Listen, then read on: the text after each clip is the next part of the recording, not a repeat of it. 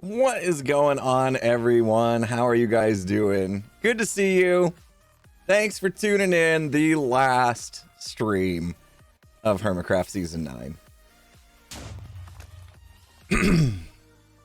Thank you so much, Hazy Cash, for the gift sub. Bomb, I appreciate you. Thank you so much. You guys want to hear a crazy story? Petrus, thank you so much for the $3.14. Congrats on an epic season. Thank you. I will take a look. Thank you, Petrus. Appreciate you. I feel like the camera is crooked today. Oh well. It's fine, right? It's fine. So, as I finished editing my finale yesterday, posted it today, by the way, if you missed it.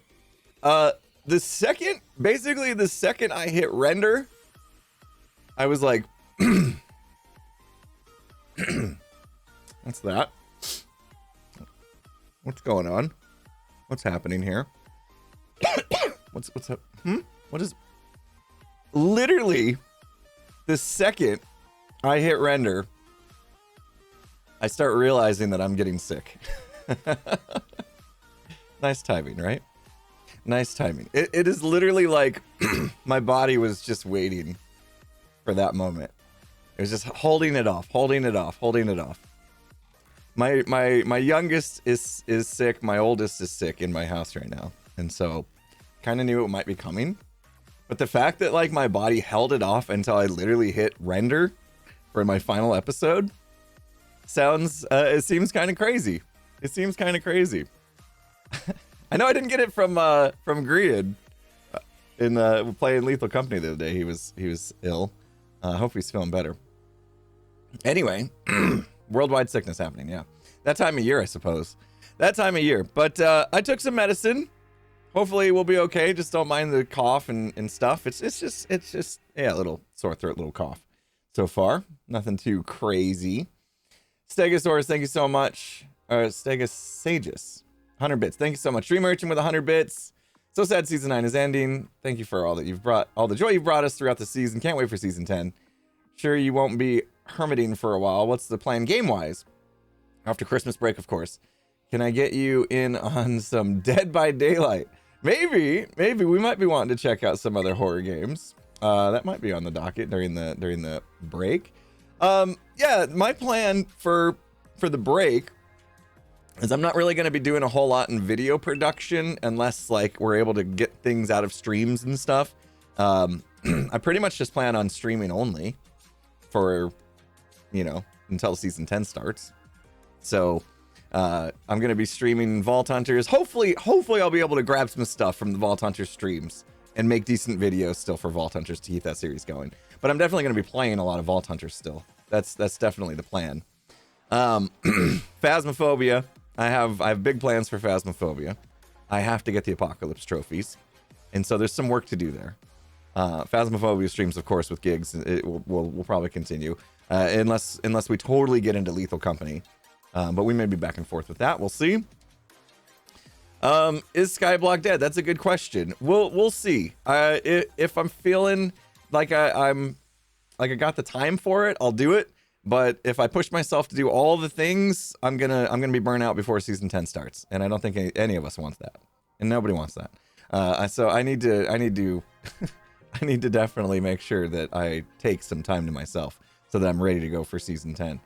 So I did make mistakes. I made a lot of mistakes. I'll admit it. I can make a YouTube video. It's called I Made Mistakes. I relearned a lesson that I've learned far too many times. I am not capable of having more than one survival world at a time. I'm not capable of it. My brain can't do it. I can't care for more than one world at a time.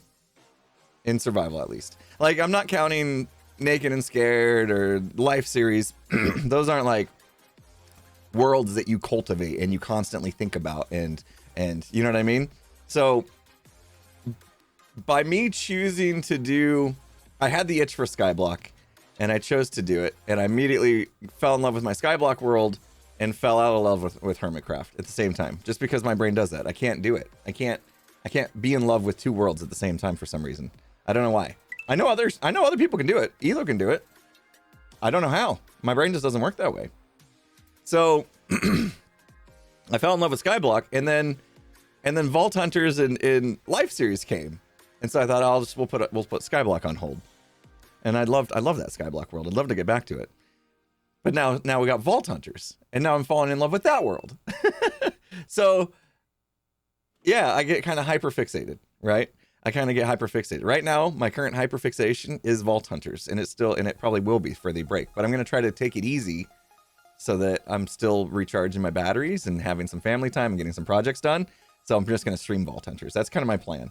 As far as the Skyblock world goes, would love to get back to it at some point in time. Would love to. I just don't know when.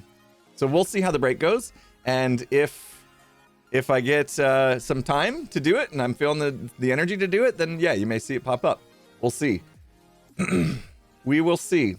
But yeah, I just want to make sure I don't overdo it, overcommit, because I have a tendency to do that. We got a raid coming in. Welcome, Raiders. Pearl, thank you so much for the raid. Come on in, everyone. Come on in. We're just getting started. Panda Icon, thank you for the 500 bits. Sad to see the season 9 ending. I'm super happy to see what season 10 will bring. Season 10 is going to be exciting. I'm so excited about a lot of the conversations we've already had about season 10. Just get me so excited. So excited. I know we say that every season, but like every season we learn something new and we apply that, and the next season I feel like is better because of that. By the way, if you're just tuning in and you realize like I'm clearing my throat a lot and sound a little stuffed up, I'm coming down with something. Like literally the second I hit render on my season 9 finale, I started coming down with the sickness. And so I'm hoping to make it through this stream okay, to give a proper send off to season 9 with you guys, and then I'll probably rest for a while. Nyla Bean, thank you so much for the 500 bits. I appreciate it. Sandwich, thank you for sandwiches and stuff. Is that what that says? That's cool. Thank you for the 1,000 bits. Holy smokes. Thanks for a great season. First season of Hermitcraft. Watched it and loved it so much. Wow, first season. Welcome, welcome. Appreciate you guys. Thank you again for the raid, Pearl. Hope you had a good stream. So plan for today. I don't have a plan. There's like just little stuff here and there that I thought we could clean up, and things that would annoy me if I left in the world download. So we're gonna do just final touches and talk about the season. Anybody get a chance to watch my finale video already today? Yeah, we got False and Beef on the server. Plan is to fill in the hole that Gem fell in. What did Gem fall in? Oh, we can turn our beacons off for her, I suppose. Guys got a chance? It's not one of those videos that I can be like, okay, don't talk about it because spoilers. Because like the whole video was reminiscing about things that have already happened. And it was good though. Like it was really, I felt good about that video. I felt like it gave us like a nice recap of the vibe of this season and a reminder of what we did accomplish, because I think it's easy to forget how much got done in the 22 months that we were on the server. And so kind of like taking a look back, I know I missed the behind you gem part. I screwed that one up. It was one of those that somebody left a comment on the video today and I was like, oh, how did I not include the behind you gem part? Like it was one of the most staple parts of the season and I left it out. That's just bad on my part. I just didn't think of it. Kind of just going through and trying to remember all the things. I mean, the mansion raid was in there though. That was good. The first day mansion raid was one of my favorite things. I mean, the first episode of the season might have been my favorite episode, which is crazy to come out with like the most banger episode day one, but it was the vibes. I think it was just the vibes we all had that day. We were all just so super excited to be playing again. We had been on a long break, if you remember.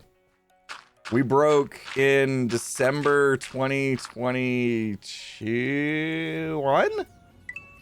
Really? Season 8 ended December 2021? Does that sound right? And then we didn't kick off season 9 until almost March, or was it March? I think first episode came out early March. So we had quite the break. it was quite the break of not being able to, not playing together on a server. So we were super excited, and the energy was so there. It was so good. Loved it. And the behind you gem stuff. Couldn't have scripted that. Couldn't have scripted that. It was awesome. Who does my 3D animation? It's the Puka. The Puka, except the E is a 3. I don't know if there's any other stuff in his name you have to know about. The Puka Poppers, we like to call them. Did the animation, the intro screen, and the animation for Hermitcraft Fan, which was a big project Puka worked on for months, and it turned out amazing. Daphnis, thank you so much for the 200 bits. Thank you for a fun season, as well as the other fun games you play throughout the year. Thank you, thank you, thank you. I came in twice for some reason. I don't know if you submitted twice or what, but thank you so much. Mad Maddie, thanks for the 100 bits.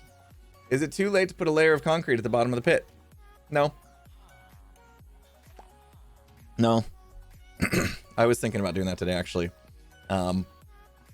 We can start on it. We may get interrupted. That actually was my original plan for the stream, and then some things may have changed as I was getting ready to go live. For the better. I mean, placing black concrete for the next 3 hours is probably not the best content for you guys to. I mean, we could chat during it at least, so that's good. Then I could read most of your messages. But there may be something else happening. We'll see. I'm going to do the original plan until something changes that plan. All right, we need to go get some more green terracotta. Let's take these out of here. I just want to cover up a few holes here. We probably don't need this anymore. Hello? I was gonna say, do I not have inventory space? What a tease.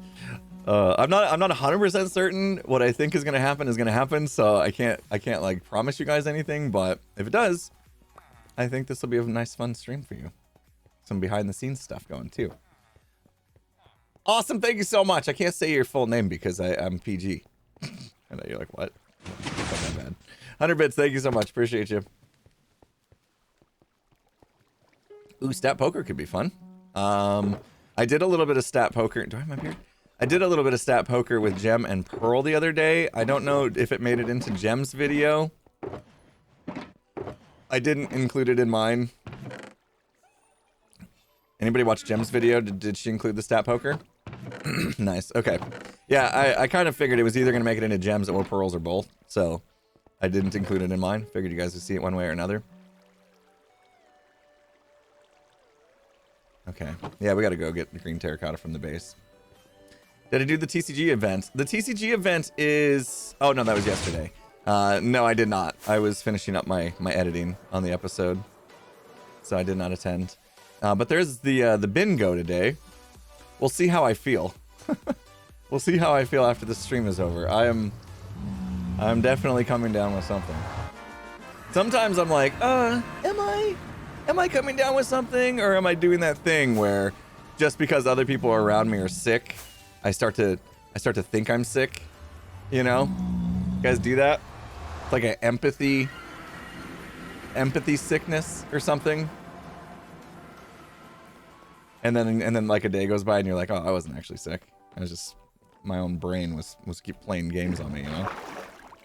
So this time it's definitely real, unfortunately. But if I was to ask for a time to get sick, I couldn't have asked for a better time, right? Like, we literally just finished our finale. So, contagious by association. Yeah. So, I feel a little lucky about that. Like, I could have gotten sick last week and then struggled to finish everything. Placebo sickness. Yeah, but that's the thing. Hazy Cash, thank you so much. Was wondering if Giggs is going to play the Minecraft Phasmo mod. $3.14. Thank you so much for that. You know, we haven't really talked about it. We know it exists, and I don't know how good it is. I've heard somebody say, and maybe it was you, that Insum played it and quite enjoyed it. So maybe it's something worth taking a look at. Could be a thing. Could be a thing, you know? We got some stream time ahead of us. That feels like a perfect thing to have fun in stream. I'm not gonna break this, am I? No. Sleepy sleep. Yeah, green's actually on. Batman Fits, thanks for the 1,000 bits. Appreciate you. I remember watching one of your streams and you showed the crew quarters. Since you never got a chance to build it, do you mind giving us a link so we can add it to the, a link so we can add it to the base when the download comes out? Ah, you mean like, what just happened there? You mean like, put a link to the schematic so that you can print it in when you get the download? I'd be able to do that. I don't know if it would even show. I don't know if it'd even show because it's not dug out. We can go try to take a look. Hold on, let me just make sure I didn't leave any other messes around here. The motherboard didn't quite get there. Didn't quite get there.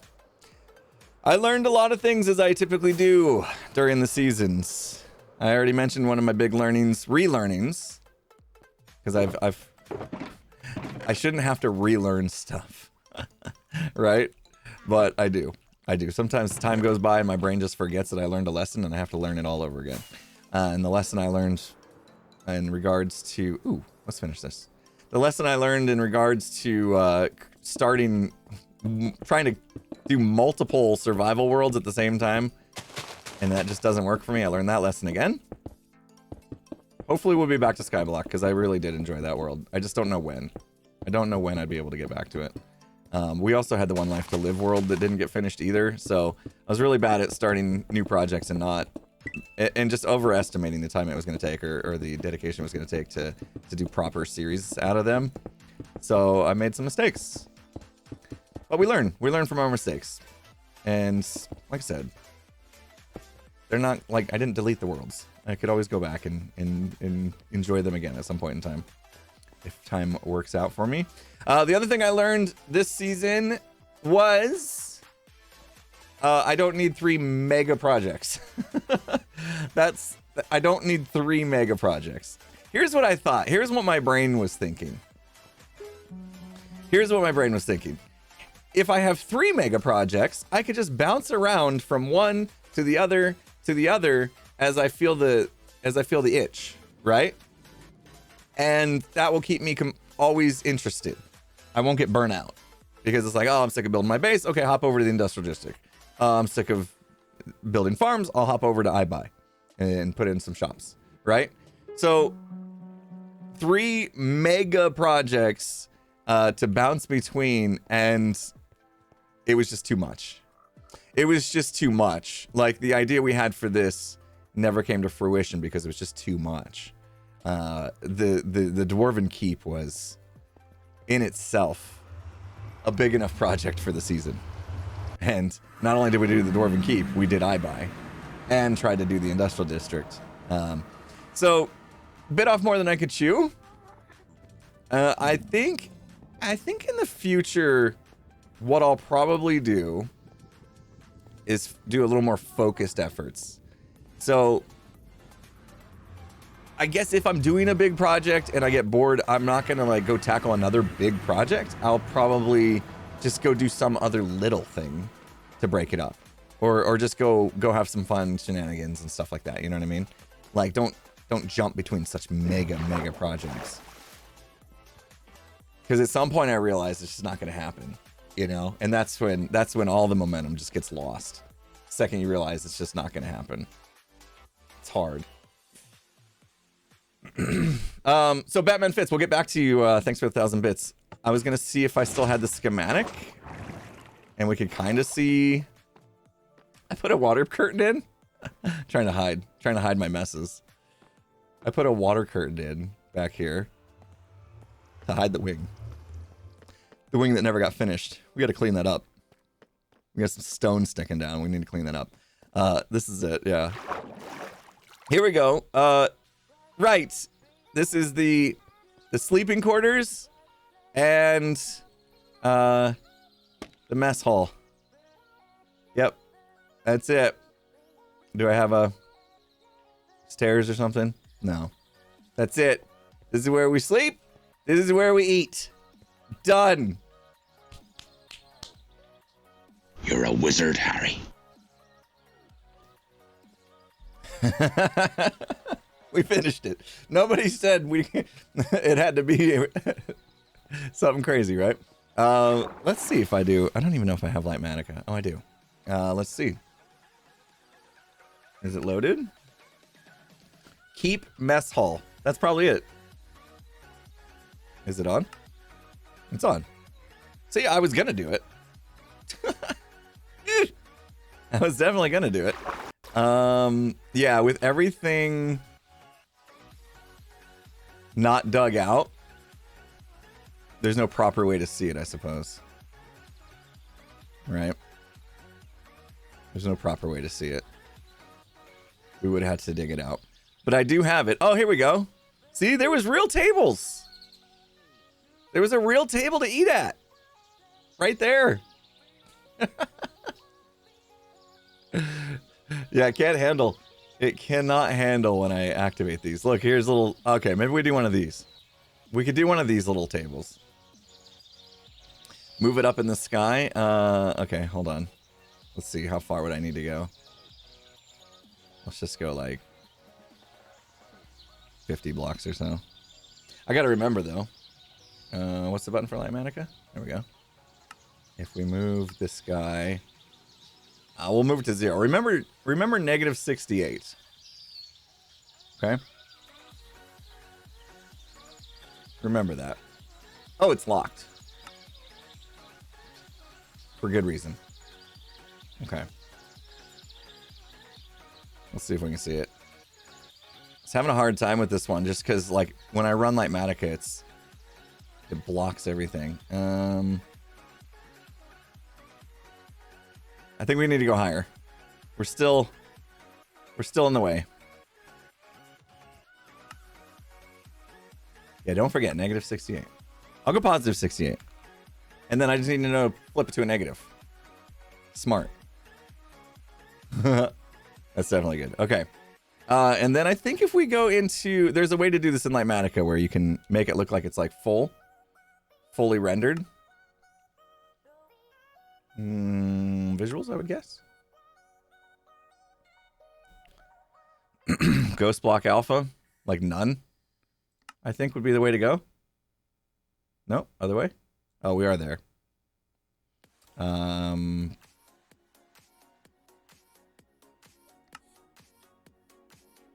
swear there's a way to like get rid of the boxes.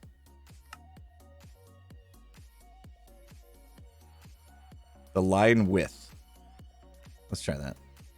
I don't think it's gonna work. Okay. Ugh! It's so laggy. Anyway. Opacity. It's in generic.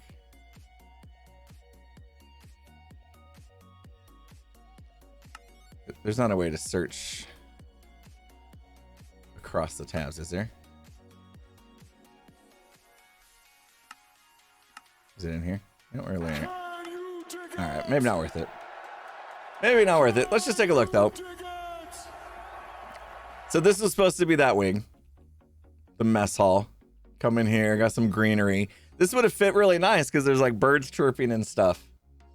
So, you know, because Gems area is right above with the forest. So we had birds chirping in the mess hall.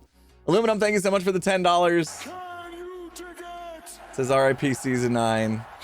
But man, what a fun ride. Now I can say I've watched 9 out of 9 Impulse Hermitcraft seasons. Thank you so much for your hard work. The videos and streams have been a big source of joy through my endless study, and I can't thank you enough. Amazing, Aluminum. Thank you so much. I'm glad you enjoyed the season. I sure did. 22 months. Wow. It's been crazy. The Shady, your twin, thank you so much for the $10 kid. You dig it as well. Looked up how much soup costs in Arizona, and this should cover it. A combo tank for the soup group shenanigans. And a feel better from a fan in Canada. Thank you so much. I do need some soup. Oh, man. Chicken noodle soup sounds so good. With the homemade noodles, not like the Campbell's canned ones. Like the homemade noodles that are kind of like wider and, you know what I'm talking about? I could go for that right now. I could go for that. Thank you. Yeah. So this was it. This is where they were going to eat. This would have been a fun build. Unfortunately, things happened and what happened was I found myself getting on the server, getting ready to dig out the space. I would start digging and just realized it wasn't what I wanted to be doing. I had another world on my mind. You know what I mean? And I just couldn't give it the love I wanted to give. Yeah, we might have had just a slight phasmophobia addiction. Okay, this is where like all the soda was kept.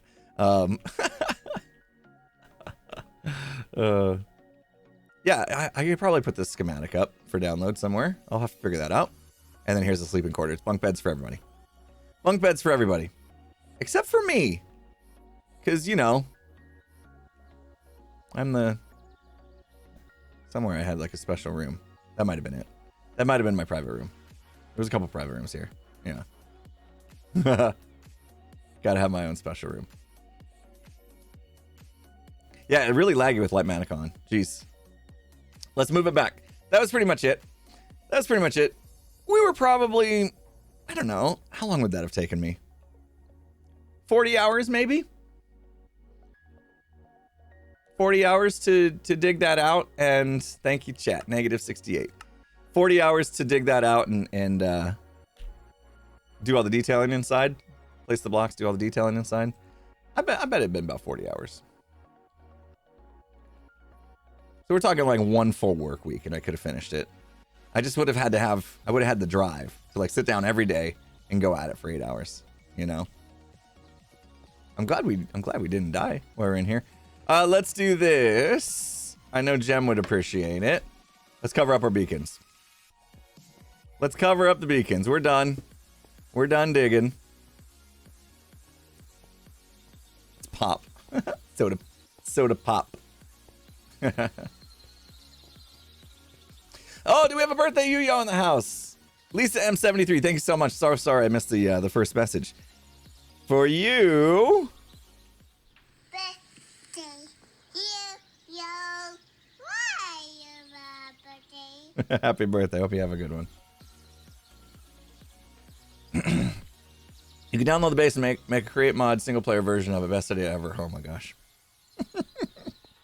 Why are you bringing up old stuff? Yeah, we tried that. We were going to finish the factory in create mod. I don't need to do that because I am going to be doing create mod on Vault Hunters very soon. I'm excited. I'm having a good time on Vault Hunters. I know it might not be what everybody wants to hear, but I am really enjoying Vault Hunters. And I'm going to unlock the create mod. I'm going to do all create mod stuff like I should have done last year or 2 years ago. Man, I keep forgetting this season actually spanned 2 years. Like I keep thinking, oh, Christmas last year was the like in between seasons, but it was the year before, which is nuts. Absolutely nuts. We can do that and then that. Jem's gonna be, I know what Jem's gonna do. She's gonna be like, now you cover the beacons? I just did my finale. I could have showed the base off without all these stinking beacons. Come on. Oh, whoops. Oh, that's way down there. Oh, man. All right, we can do it. How far down does this go? Oh, to the very bottom. Uh-oh. We're gonna die. Uh-oh, we're gonna die.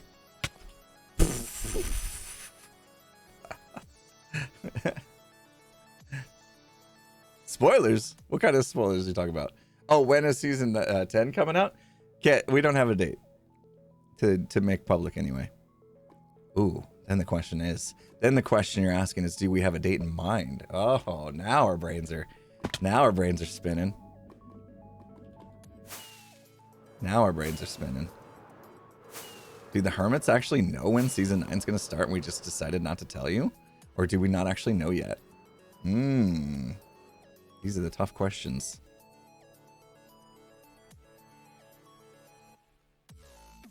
Then I'm not going to answer for you. You guys can think about that all you want. The date's Nunya. Sam, thank you so much for the 100 bits. Thinking noises. How long was, I wonder if there's anything I can give you. How long was the gap between season 8 and season 9? How long was that gap? 3 months? I feel like it was 3 months. Because we ended somewhere in December, just like we just did. And then we didn't get started till March. Oof. Let's just say a lot of us, a lot of you, and a lot of hermits felt that was a little bit too long.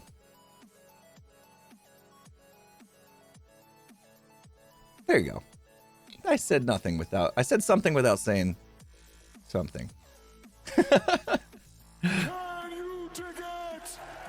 Did I cover all the beacons? I think that's it. So that gave you somewhat of a time frame.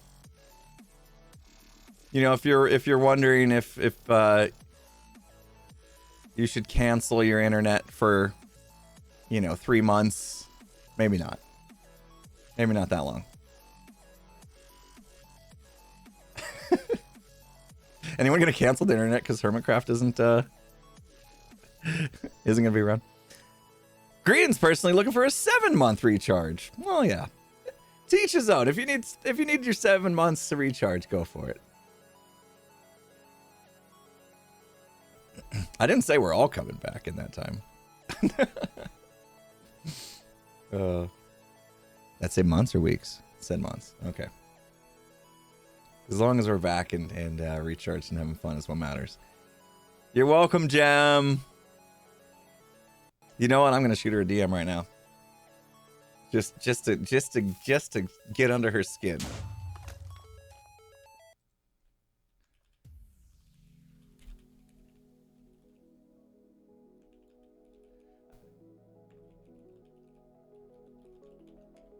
I covered the beacons. You're welcome.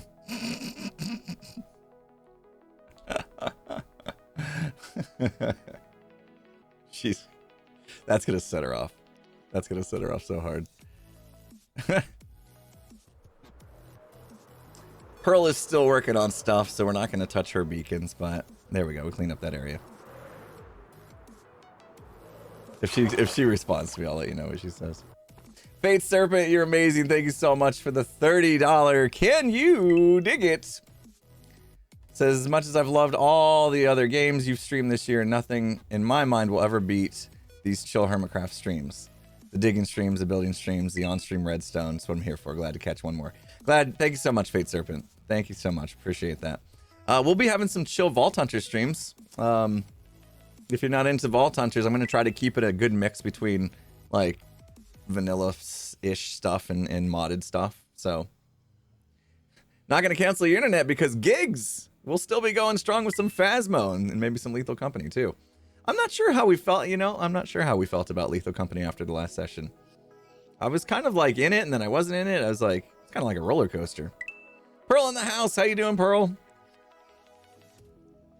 What did Miss Pearl say? Hopefully we'll have some chill Vault Hunter streams.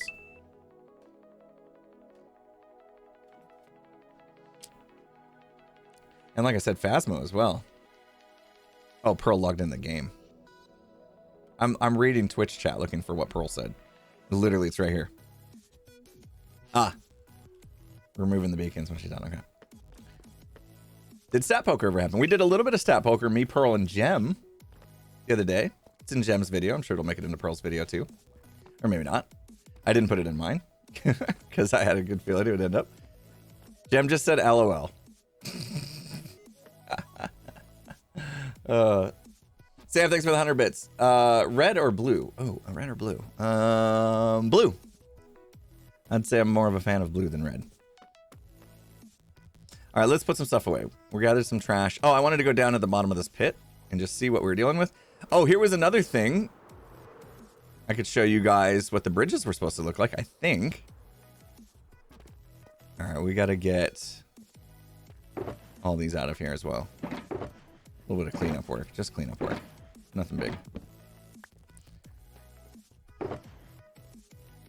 Maybe try the mod that allows more than 4 people in the lobby of Lethal Company. Yeah, we have that mod. We have that mod. It would be nice to have more people, so we have a chance of not all dying. It just depends on whether or not somebody comes running into the ship with a beehive or not, I think, is what the...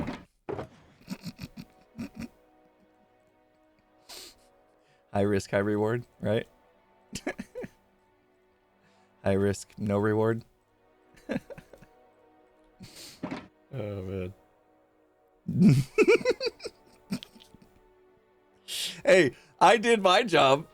My job was to close the door. Nobody else took off, so we just died. It was great too because we were actually doing really well. We were doing really well. If you guys know Lethal Company, it's like it can be brutal. It can be very brutal. You start working your way, you start feeling good, and then all of a sudden something bad happens and you're starting over. Basically, it's like old school Nintendo games, you know. There was no checkpoints and saves. Oh, this is where Gemini tested out the mechanism that was going to blow up Grian's base had he not finished the back in time. You know, we were way too nice about that whole thing. We had it rigged to blow up in 24 hours, and when it was about ready to go off, we added a little more time to the clock. I don't know if we ever told you guys that. It was literally like minutes from going off, and we checked. Grian had something came up. He was sick or something. I don't know what, but hadn't quite got to it yet. But promised he was gonna get the job done, and so we added a little more time to the clock. Gave him an extra day, I think. And then he got it done. Motivation worked. Tough love. Started a war or something, but I guess it wasn't a war. Prank. I'm gonna call it a war. Howdy, y'all. Joe Hills right here. Joe Hills raid in the house. What's up, Joe? How you doing? Pretty good. Just wrapping up my stream. Figured I'd send a bunch of people your way. Appreciate it. I hope you have a fantastic time wrapping up your work down here. Thank you, sir. Appreciate it. Are you gonna fill the floor with lava or something? What are your thoughts? The idea was black concrete. That's the idea. Ooh. Black concrete, maybe some glass over top, make it look a little voidish. That was the plan. Do you need gravel or sand? Because I actually have a ton of black concrete making stuff That'd left be great. over. Sand that I would didn't be. use. I did find shulkers of gravel, but I am short on sand. And Let me run and grab you my concrete making stuff real quick, and I will be right back. appreciate it. Thanks, dude. Cool. Well, welcome in, Raiders. Welcome, welcome. Good to have you here. Woo! Okay. I think that's what we will do. How is this beacon? Wait a minute, we killed all the beacons. Just ask Doc for sand. No. Guys. No. Doc is forever scarred about the whole sand thing. He won't shut up about it.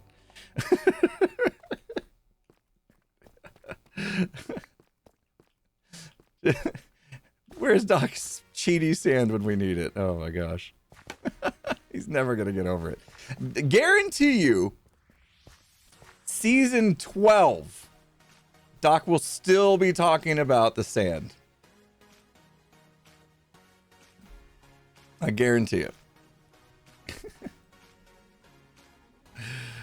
Let's do this. If we are gonna cover these, let's just at least fill them in with some torches. I'm literally just gonna put blocks over top of this layer here. I think that's good. This layer's completely flat. So we'll put the black concrete over this and then glass over that just so that we don't have slimes and stuff. And I think glass will actually look better as you look down too. How long is this going to take? How many blocks do we figure this is? If I had to sit here and like guesstimate how many shulker boxes of black concrete this is going to take, I actually have no clue how big this area is.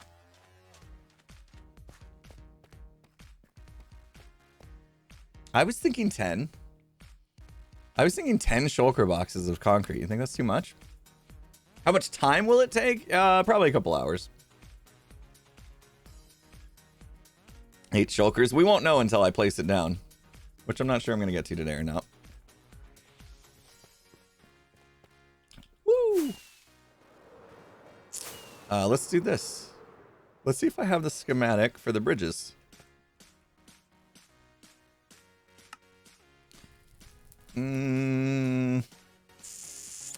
Might be this one. Let's find out.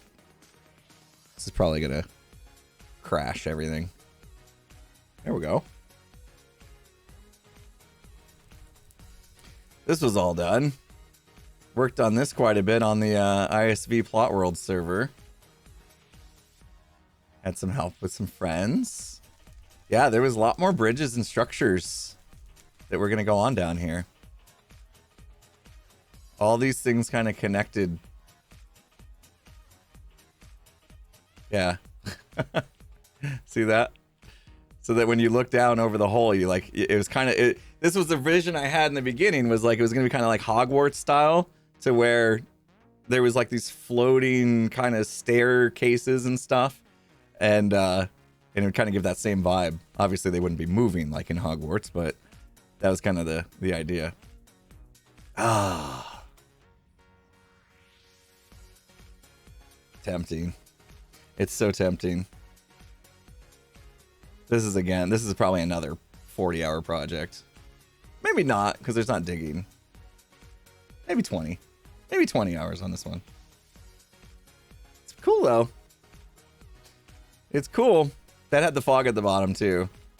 Which we won't get that full effect, but we'll get the black, and then at least when you look down, it's going to look like a black hole. So, that's how that was going to be. We had all the plans, just didn't have the discipline to come in and place the blocks.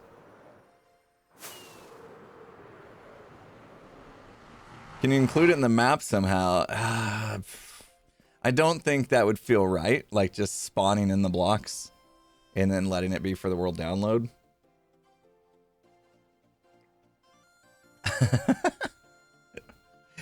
You tell me you're faking sick to make the stream.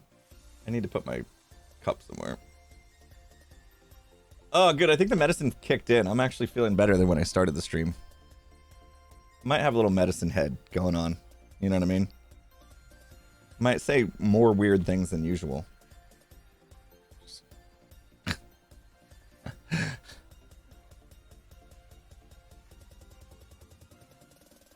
Chugging some NyQuil. Yeah. Yeah, I don't know. I had something else. I just had like a cough and cold type thing.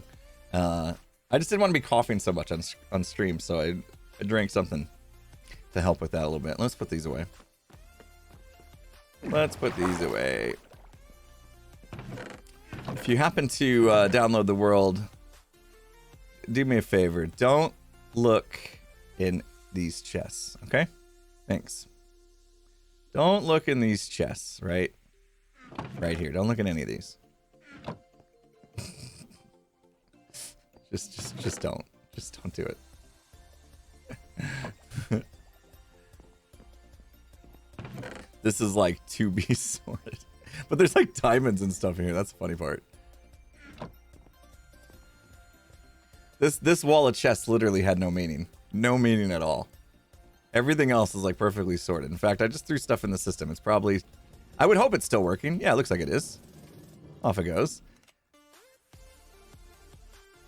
Just never actually like put the stuff in it and sat around all day.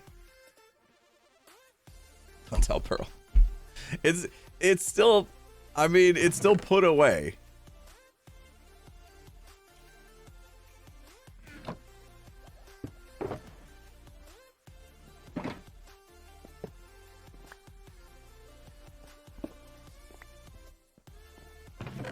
Doesn't make any sense, does it? Doesn't make any sense. Like, I wonder how much I actually have. Diamonds-wise. If you saw the video today, I kind of like peeked into my shops I haven't collected in forever, and there was just diamonds galore. And I was like, I'm just going to leave them so people can go in the shops and collect them if they want. That's kind of fun, right? I felt like it might be a fun experience to do with the world download. Go around to the shops and collect everybody's diamonds for them, for yourself. We need a birthday yo for not Zebra Brother. Oh, I'm a hello, Joe. Howdy. I've got a bunch of stuff. I'm coming up. Where you at? I'm coming up. Coming up. In my secret down there zone. Where are you? Oh, wow. Yeah, I wouldn't want to touch that. My storage room's underneath. Oh, are you down below? Yeah, you are. I'm coming to you. Beep. Ooh. Hello. Hello. Okay. First off, I'm going to put this one on top of some bright colored stuff. Okay. There's my leftover black concrete powder as well as some wither roses. Okay, thank you. I have several boxes of glass. I know you need glass. Yep. I smelted enough glass this season to cover the entire surface of my pinball machine. Did not have time to do that. So I actually have like 40 more shulkers of this back at my base if you need. Holy cow. Okay. I've also got, here you go, you'll like that one. Nice. Okay. Beautiful, beautiful. We got plenty of sand here. Oh, yeah. And then, let's see. Oh, I've actually got extra sand in my inventory there as well. I like this box. Thank you. Really, I was thinking that this one would be the best. Ask your doctor about the Imp and Skiz podcast. I didn't even see that one. Oh, man, I cycled through it too fast. Thank you, Joe. No worries. You're fantastic. Yeah. Good luck. I'm going to be working on my stuff. I got a lot of stuff to close out, but if I have extra time, I might swing back by later. Catch you later, Imp. See you later. Thank you.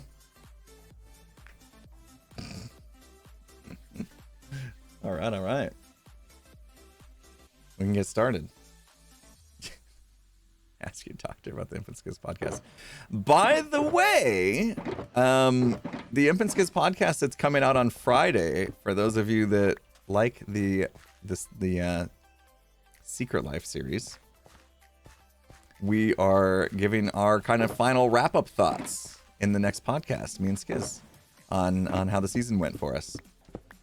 Some behind-the-scenes stuff, chatting about our tasks and how fun they were. So that'll be a good one. Catch that one on Friday. It's gonna be great. We literally recorded that podcast like right after the season ended, so it was like super fresh. It was after the season ended for us. I don't even think the finale was out yet at the time we recorded it. Just crazy. But that's gonna be a good one. And if you're wondering what we're talking about, this Imp and Skiz podcast thing, there's a link in the chat right now. Go check it out. I do a podcast with my good buddy Skizzleman every week for the past year and a half almost. We've done, well, not quite. We've done 71 episodes. It's a lot.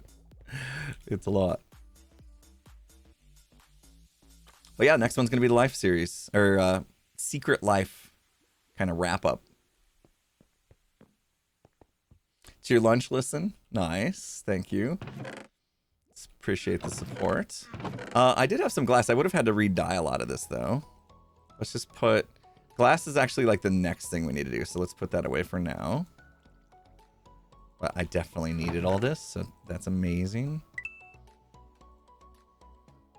Sounds like Joe wasn't the only one. It didn't get a chance to finish the top of his pinball machine, you know, and I didn't get a chance to finish all the things we just showed. Didn't get a chance to finish the industrial district and making it look like a motherboard. It happens. 22 months still wasn't enough.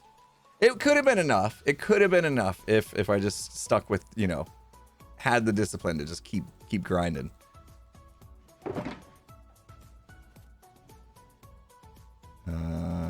I'll do 8. Yeah, let's turn this all into black concrete. Up, I think. That's all we need, right? Yeah. Sweet.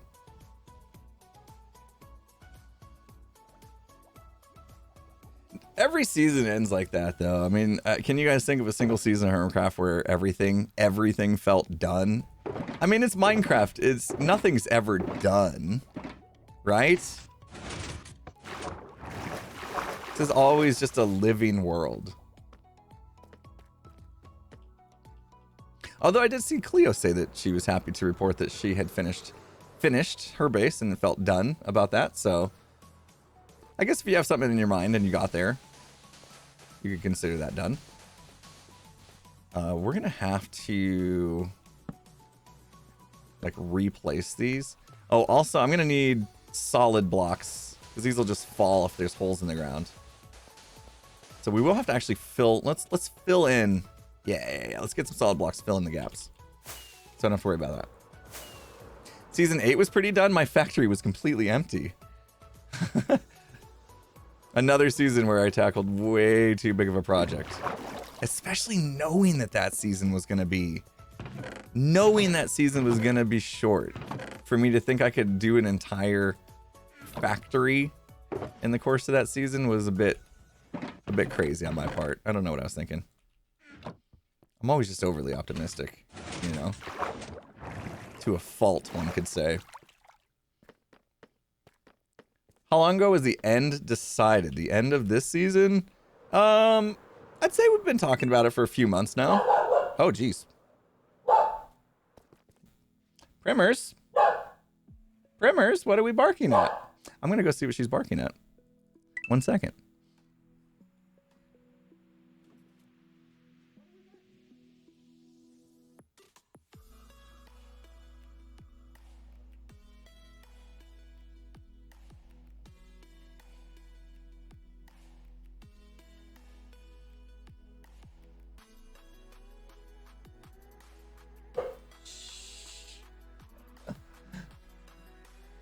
There's a dude working in my neighbor's backyard, and his head kind of popped over the fence. Freaked her out a little bit. Primers, come on. Leave him alone. He's just working. He's just working. She never wants to be on camera. I can't get her like up in front of the camera. She's right here by my side, but I got no way of like showing her to you guys. We need a dog cam. I thought about that when my drum set wasn't in here. Remember, I moved it out for the podcast recording. I thought about not bringing it back in, and instead doing like a dog bed there, and then putting a camera down so you guys could just see Prim, because she always, like almost always, comes to work with me. She's a border collie, so like she wants a job. Like border collies, they like to work, quote unquote work, you know? Usually it's like herding sheep and stuff. But she just likes to listen to me stream and make videos. She's a hard worker. But like every day I leave the house to come to the studio, she follows me in and just kind of chills out all day long, hanging out while I'm in here. Super cute. Didn't expect that. We didn't put a doggy door on this place. We didn't assume that she'd even be allowed in here.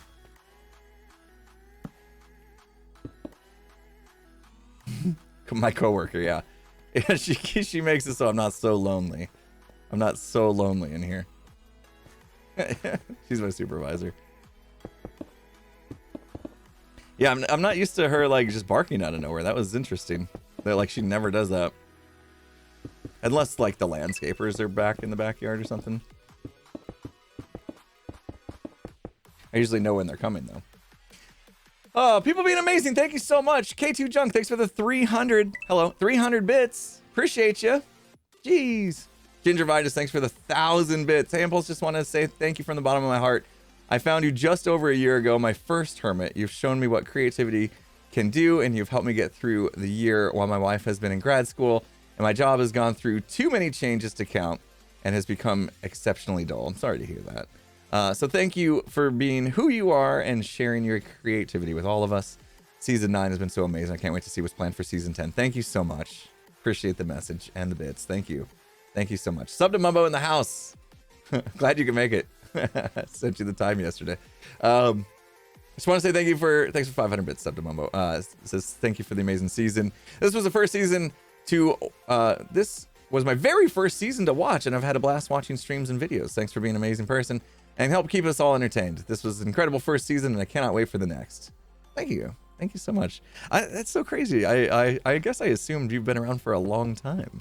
Like, you've been very active in the community and stuff, so I appreciate it. Thank you so much, Septimumbo. We had some fun times on MCCI. Maybe we can make some more of that happen in the off season. Because I don't know what happened the other day. I was just sitting around and I'm thinking, man, I kind of missed MCC. I skipped one MCC because I just felt like, you know, I was gonna get benched anyway. I felt like, and so I skipped the last one, and then I had FOMO when it was happening. So I want to do some more MCC. Honestly, I miss Ace Race.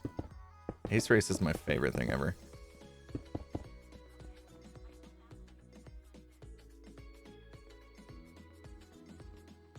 Thanks, Siri. Siri told Apple Music that I like MCC.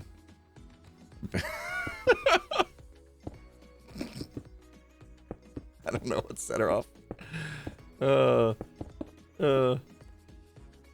Don't let Wilbur hear you. Oh, right. That's right. We went to the Lovejoy concert. Gosh, was that just last week? Maybe that's why I'm sick. It was so cold for our standards here. Like I couldn't feel my toes. Such a good concert. Such a good concert. Is the world download today? Nope. Today's the last day the server's up and running. So probably tomorrow morning it'll be taken offline and Azuma will start doing his magic that he does to get the world ready. There, we did it.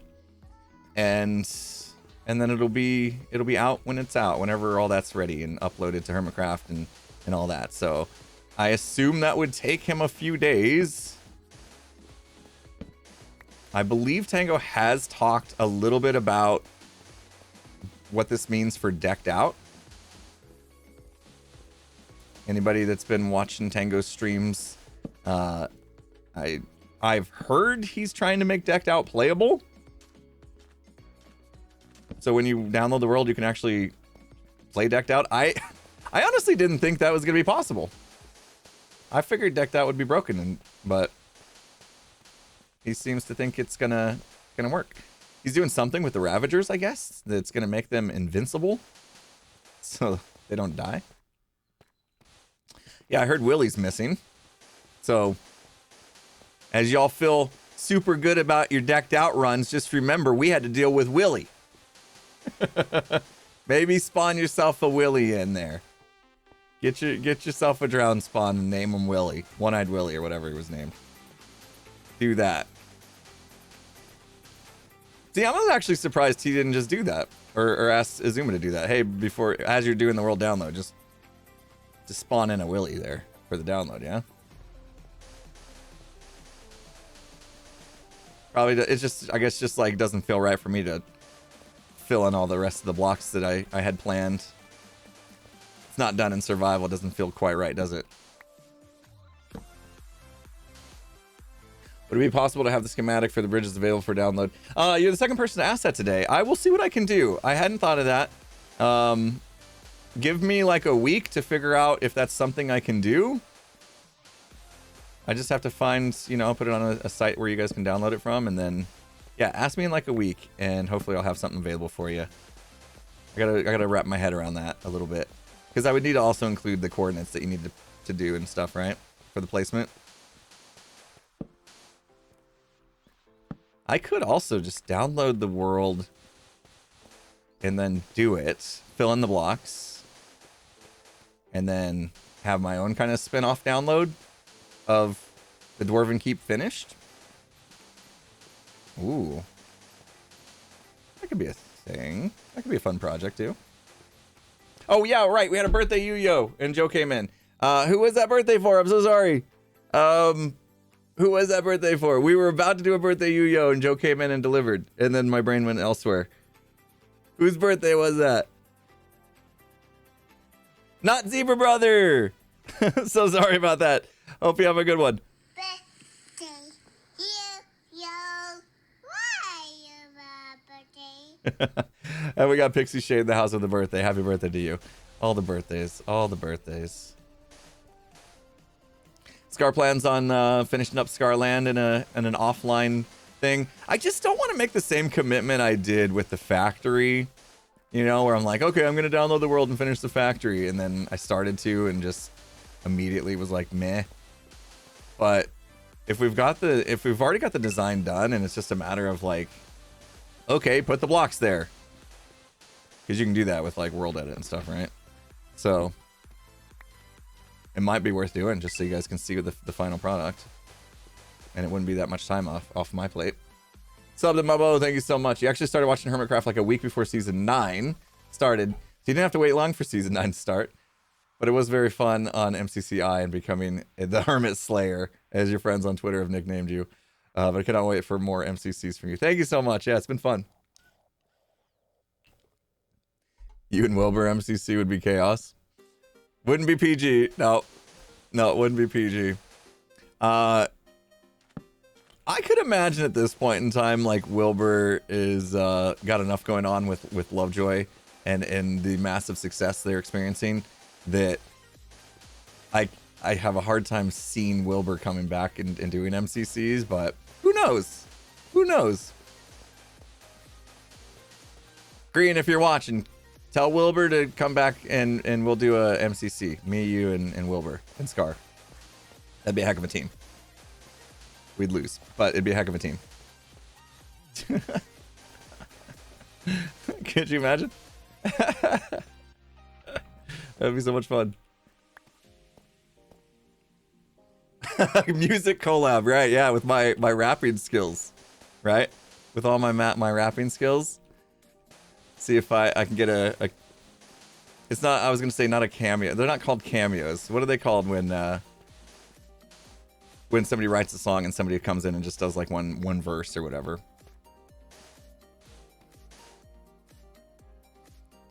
Could get a feature. Yeah. Could I be featured in one of his songs?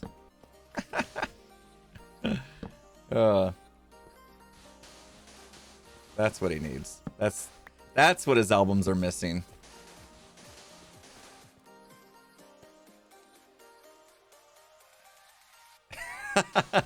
Yeah, that's Grian's line.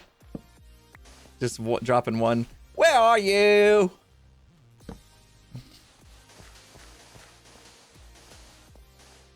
We got it. We got to be on a Lovejoy track, dude. Come on. Just get Wilbur to agree. I want to be famous.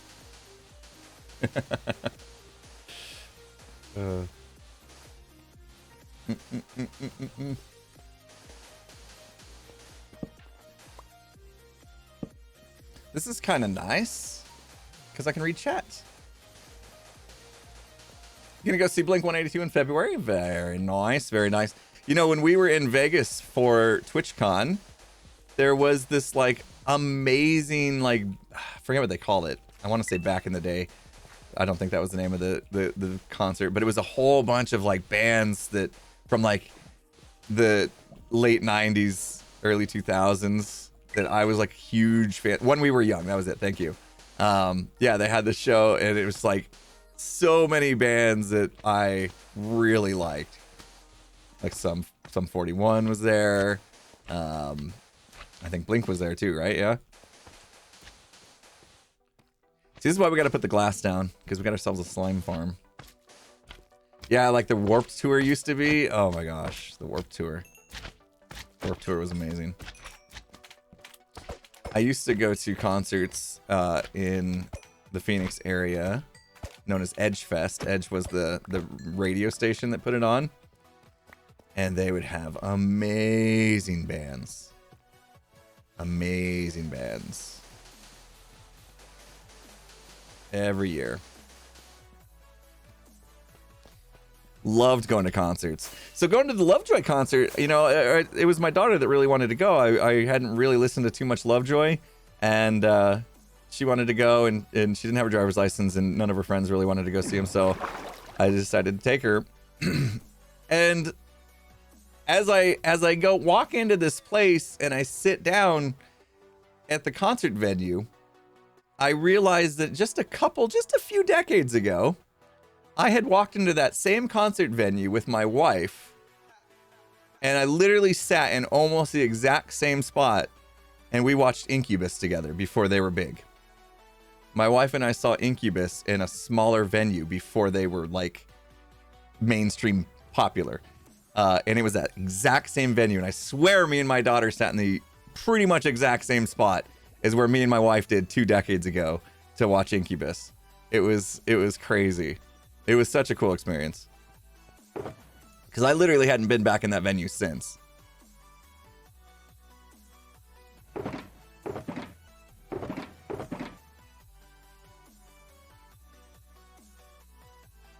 Was that after the Science album? Yeah, I think so. Yeah, it was before Pardon Me, because once Pardon Me hit the radio, that's when they blew up, right?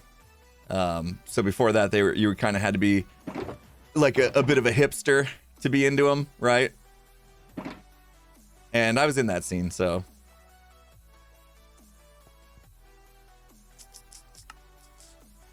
All right. Anybody keeping track? Ooh, why do I have a package coming today?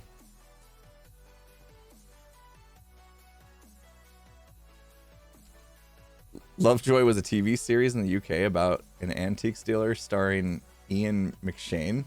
Is that where they got their name from? Did I get recognized at the concert? I did. Yeah. I did. It was awesome. I wasn't expecting that. I thought maybe potentially it could happen because Lovejoy does have a crossover, right? Like a lot of people that know about Lovejoy come from the Minecraft scene, right? And so I thought, well, there might be a chance. But I don't show my face a lot other than these streams. Like my main channel doesn't have a lot of my face on it anywhere really. And so I don't think a lot of people actually know what I look like. But I did get approached, and it was awesome. Doesn't happen a lot outside of like conventions and stuff. Like I've never been approached in a grocery store.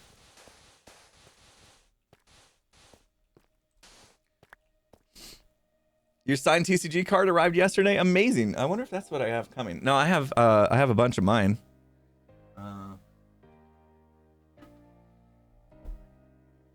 I haven't even opened it. I got mine.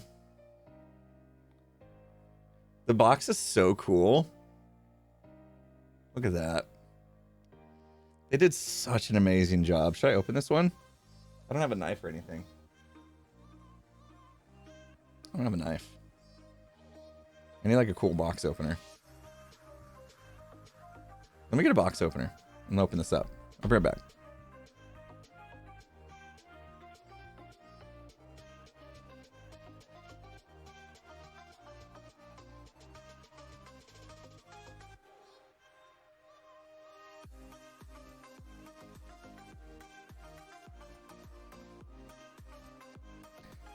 Let's grade my signature, shall we?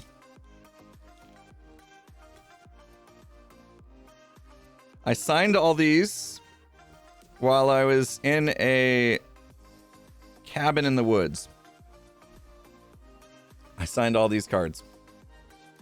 Every morning I got up and I spent about 2 hours or so, because I get up early. We're on vacation, so obviously like my family was going to sleep in and stuff, but I don't do that. I get up early, 6 a.m. or whatever, and they'd get up at like 8, so I'd have like 2 hours to just chill with my cup of coffee and sign these cards. I did that like 4 days in a row until I was done with them. All right, here it is with the wrapping off. Here, let's do this.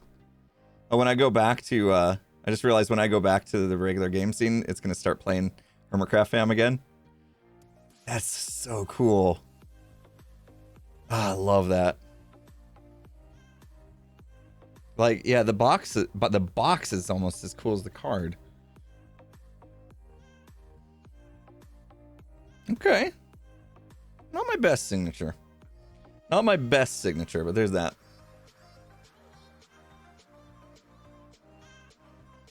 The dot of the I is a little funky on this one. Usually I did a better job on my eye, because that was kind of like... The eye by itself was pretty much the signature. So I tried to at least do a good job on the eyes, but that one I flubbed up a little bit. At least I spelled my name right. There may or may not be a couple cards where I spelled my name wrong that I did not send back to Creo. I held on to them. So I have my... What are they called? Error cards? I have a few error cards. Or I spelled my own name wrong. Go me. So good at this stuff. Oh, man. All right. Don't get excited. Hermit Fam's going to play, but I'm going to turn it off pretty much immediately. Yo. gather round. All right. Did you gather round? Did everyone gather round? I had it set to autoplay when I went to that scene because I wanted it to happen when I came from the starting soon. So I knew it was going to happen. Have you gathered? You've all gathered round? My favorite part about that Hermitcraft fam is the very ending. The very ending. All right, I will play. I will play just the ending. Just the ending. Yeah, they entertain. In the craft crew, you know every member be keeping it true. They build, they conquer, they entertain. In the world of Hermitcraft, this is where the legends remain. I just love that, like, echo off of Legends Remain. Whew! Gives me chills. Gives me chills.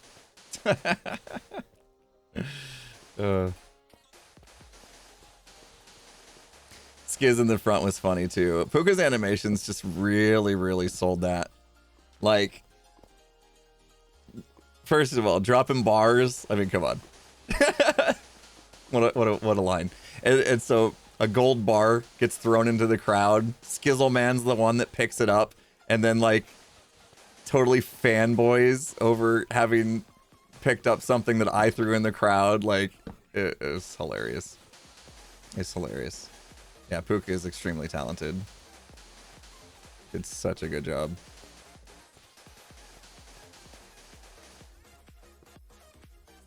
Uh-oh, gotta call IT? Yeah, good luck. I've been still trying to figure out my NAS situation. I had a drive and a RAID 5 go bad, and the RAID will not rebuild itself, even though it was a 1-disk fail. Just 1 disk failed out in a RAID 5. It should be fine. Everything's fine. It's not fine. I'm trying to figure it out. Hopefully I didn't lose the data. If I did, I think I have backups of most of it, so. After I had to think about it after a while. I was like, wait a minute, how'd the data get there to begin with? Oh, I copied it from all these other drives I had. Did I delete them off those drives when I copied it? No, I wouldn't do that. I'm a hoarder. So, hopefully it's fine. Gotta have the 3-2-1 system. I read up on the 3-2-1 system just last night. That's right. I've got it figured out. My next... When I get the NAS back up and running. Well, first of all, I'm going to get a new NAS anyway, because that one was getting old and slow. I want a NAS that's fast enough that I can record directly to it. And so I'm going to need some, like, SSDs instead. We got a raid coming in? Do we? So what I'm going to do is, I think with the new NAS, I will still do, like, RAID 5 or whatever, so that we have some fault tolerance if the drives go bad, but then I'll also store a snapshot of like backups, basically snapshot, and another storage system, and then I'm also going to probably send it to the cloud as well. Just to be ultra safe. I had a lot of mainly just video files, and honestly those aren't a big deal because it was my rendered Hermitcraft videos, and I can just download those from YouTube. I just like keeping the originals because they're better quality than after YouTube does all its compressions and stuff like that. So like if I upload a video to YouTube and then I download that video from YouTube, the quality of the download is going to be worse than the quality of my original file, which makes sense. So I'm going to lose some quality. If I ever need to like repost those videos or something, they're going to be a copy of a copy basically. Which isn't great. That's why I was keeping all the originals. I had the original copies of every single video I've ever rendered. And if I can't get my RAID back up and running, that's pretty much what I lost. But they are all on YouTube if I need them. For now, unless YouTube like bans my channel or something. Better grab them before that happens. Need a NAS sync between my house and Skiz's house. Pretty much. He has FTP access to my NAS. That's how we share like podcast files and stuff. This week I had to run over to his house with a thumb drive. With all the podcast footage. Do I have the raw files? No, I don't keep the raw files. I delete raw recordings after a month. I have a month cycle. So basically I just have like, I should set up an automated job for this, but just every once in a while I'll go into my raw recordings folder and anything that's over a month old, I just delete. I should not ever have footage that's over a month old that still needs to be edited, is the way I figure. It hasn't burned me yet. Hopefully it won't.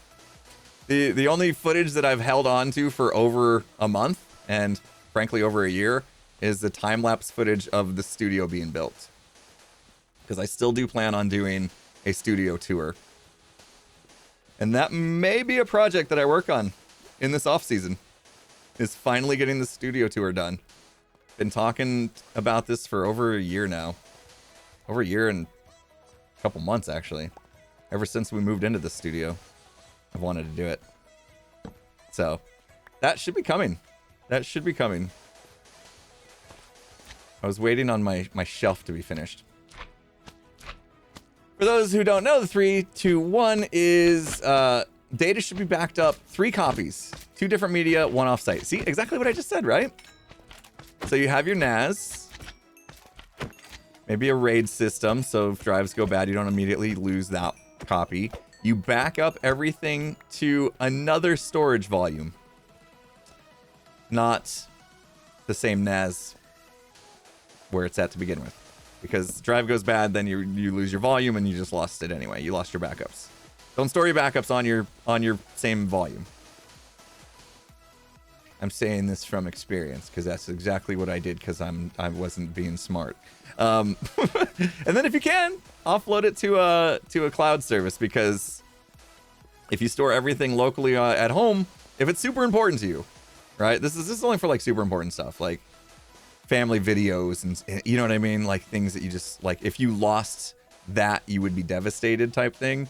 Then also probably store that on a cloud service like Google Drive or Dropbox or something, where you can get enough storage that you need. That way, if your house goes up in flames, then you don't lose everything. That's kind of the idea.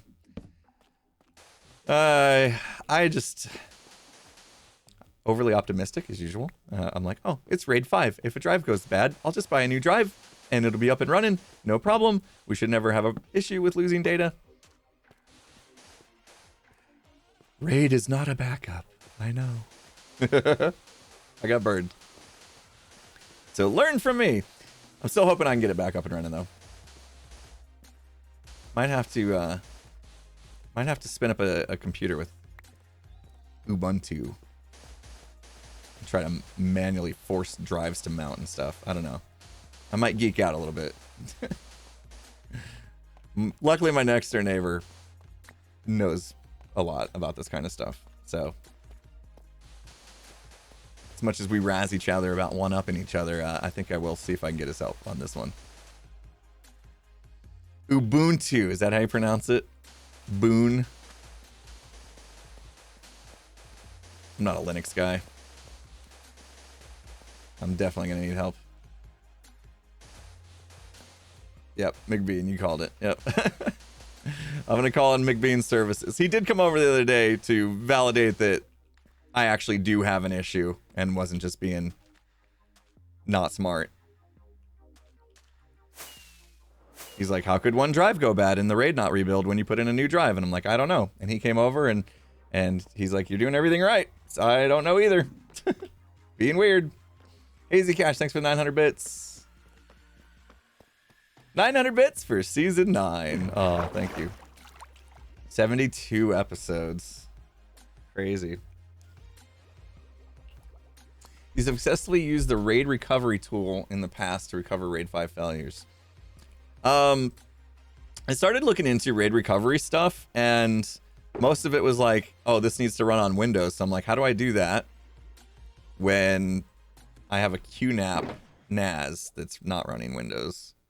I didn't quite figure out how to like install recovery programs, unless it was part of like the QNAP app suite. Maybe somebody here has experience with that. Not me. This is all above my pay grade.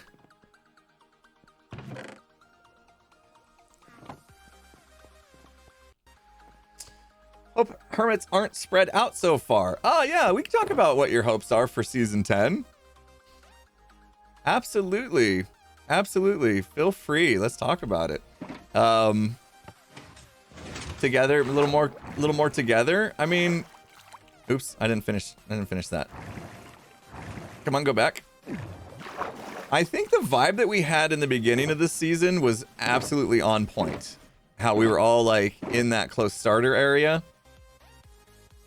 I think what happened was we all split out to go find a spot for our mega base. Like I even included that clip in my finale today, where the soup group decided to go find an area, and we flew around until we found something all three of us were looking for, because we all had these mega base ideas coming into the season, and we knew what we kind of terrain and stuff we needed for that, and we knew we were gonna have to go looking for that, but that took us away from like being in close proximity with everyone else, you know? And I think that's when we started to feel a little bit of disconnect in the season. Yeah, we had the soup group, so like the three of us were able to stay connected and have a lot of fun shenanigans together, but we've pretty much isolated ourselves outside of just the three of us, because now we've created a distance issue. It wasn't like we could walk out the front of our base and see Tango's progress, even though he was the closest one. You can't just walk out the front of your base and see Tango's progress on Decked Out, you know, the Citadel being built and all that stuff. You couldn't even see Scarland from here, and that's the kind of stuff that made Bodum so much fun. Was we literally were in eye shot of each other, where every day you could walk out and see what the person had done overnight. You know, a lot of times it was like Scar liked to work late at night. I would wake up in the morning and be like, when did he build this? You know, and that was cool. Like that was always fun to see that. It was helped with my own motivation. Just to constantly see others making progress made me want to make progress. And I think when we isolate ourselves, we don't get that as much. It happens too. Anytime I feel like not inspired to make videos, because sometimes it happens. Like I'm just like, I'm not really feeling it, you know, I'm not in the groove. And I'm like, what is up with this slump? How do I get out of it? Every single time, this is what fixes it for me. I watch other people's videos. I watch what other hermits are doing. A lot of times when I fall into slumps, it's because I stopped watching my friends. And I'm just doing my own thing, not watching their videos, and then I kind of like forget what this is all about. So that's what I've done to solve it in the past. And I think living in close proximity kind of does that same thing. So might be a philosophy that we take into next season. My philosophy is, why play on a server with your friends if you never get to see your friends? Exactly. Season 5 was like the pinnacle example of how to not play an SMP. Anyone remember Hermitcraft Season 5? Anyone went around for Season 5? You can't tell me Season 5 felt great. You just did. Sir Don says, I like Season 5. I'm glad that you still liked it, but it was missing the charm that was Hermitcraft. We just didn't connect enough. It felt very single player. I loved my base. That may be my favorite base to date, actually. The base I built in Season 5, I might be more proud of that than this one. I think I am more proud of that than this one. My Season 5 base is probably my favorite base I've ever built. But I built it by myself. I was alone, like all season long, building that base.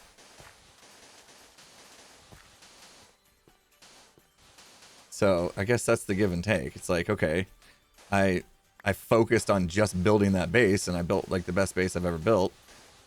But I didn't have any fun with my friends. It was just building.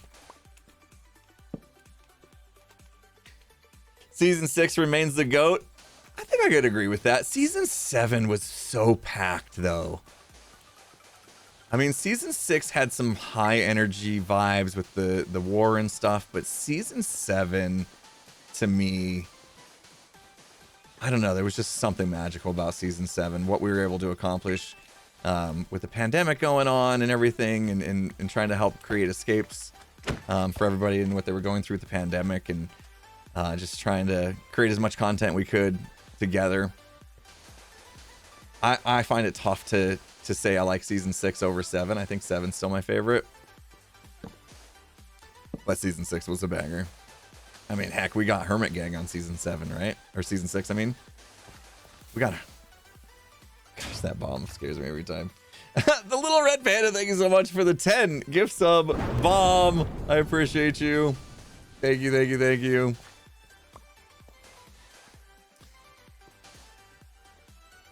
Would you consider putting your base near another hermit or hermits you don't often collab with?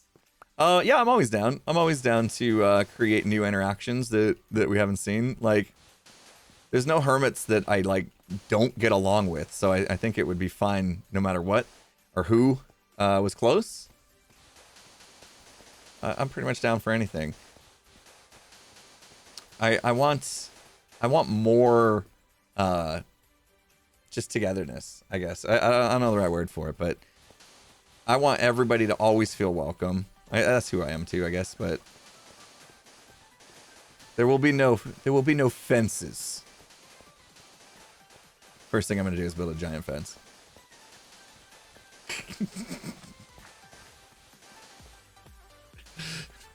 Okay, I take that back. There's gonna be a giant fence.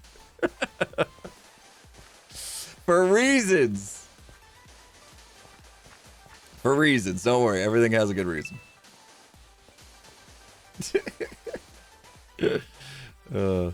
I've got some plans for season 10, and I've yet to have some kind of showstopper for my idea come to mind.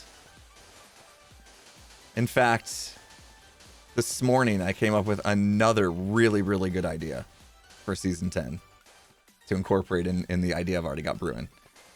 It's gonna be so much fun. My biggest concern is scale. Trying to learn from previous mistakes of overscaling stuff and then not completing. So I'm gonna spend my off season in probably creative trying to figure out scale. And I'll probably get some help from some friends who are good at this kind of stuff. I don't want to like iBuy was awesome, but probably a little bit overscale. Little bit too big. Season of Dirt Hunts. Woo!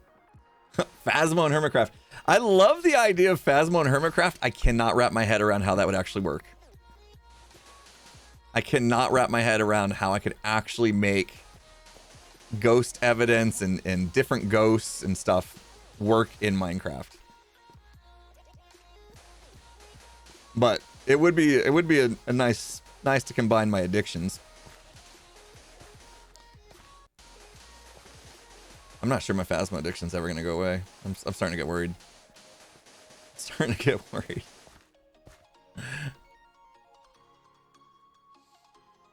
iBuy is a gorgeous building. I'm very happy that I was able to get it done. At least the exterior. I have played Demonologist, not in a while. I'm sure there's some updates to it that could be fun checking out again. Demonologist, and what was the other one? What was the one where you sacrifice the little pigs? It's kind of demonic. Breath of fresh air. All right, I'll check it out. It's been months. It's literally been months. Eric, thank you so much for the 20 gift sub bomb. Eric Chieftain, thank you so much. If you get gifted a sub, make sure you say thank you. Super kind thing to do. Devour, that's the other one. Yeah. Honestly, I've just been waiting for like another really good horror game to come about. I'm surprised. I mean, I guess Lethal Company. But is it though? Is Lethal Company the next Phasmo? I'm not seeing that just yet. I kind of get the vibe that Lethal Company's cool for now. that it's not going to have the staying power. I mean, Phasmo's been a thing for like over 2 years now. I don't think Lethal Company has the staying power that Phasmo does. Could just be me, though. I mean, for the longest time, I only played Phasmo for goofs and didn't actually like try to get good at it. We were just playing for goofs and laughs. So maybe Lethal Company has the same kind of onion of gameplay, you know, that we found out. Like Phasmo, I had no idea that there were like ghost traits that we didn't know about. I thought like once you learn to find your 3 pieces of evidence, that's all the game was. The idea that you could figure out ghosts without even getting evidence and just like looking at them and watching them interact with objects in certain ways and stuff like that. Like that's when I was like, oh, this has layers, and the game became fun again. Forewarned, another one. Forewarned is like Phasmo, but Indiana Jones style, right? Is that the Mummy one? Played that one as well. But a lot of these games just have, we played just one time like years ago, and they've probably had some updates. Might be worth checking out. Maybe a Jits Revisits stream could be fun. I'm not sure what Tango has planned. Has Tango talked about what his plans are for the off season? Is he still gonna be around streaming and stuff? Or is he going dormant? He's gonna sleep. Oh, he needs some sleep for sure. Give Tango at least a couple weeks to recover. That man had worked so hard the last couple months to bring you guys. I mean, a couple months, couple years really. But this last couple months with Decked Up and running, and him having to make sure the dungeon was always working for peeps and calculating scores and making sure Ravagers don't die and all that kind of stuff. Like that guy was worked so hard. He was working so hard to make sure we had content. So yeah, we'll give Tango a couple weeks before we start bugging him about a stream. Plus holidays. I don't know about you guys. I got some Christmas shopping left to do. Tango needs to see the light. He needs to go touch grass. Could you imagine? I just imagine Tango like, you know, the server shuts down tonight or whenever he's done. And he finally peels himself off of his chair. Because it's going to be that way. Peels himself off the chair. And like walks out of his office. And is like rubbing his eyes. He walks out the front door and the sun's out. And he's just like blinded by it, you know. If I was a sponge, where would I be put? Is this a riddle?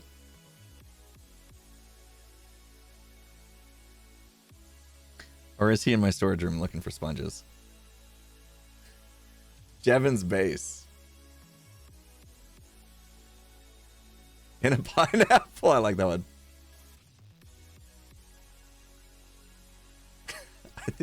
I think this is a legit question. I think Green needs sponge.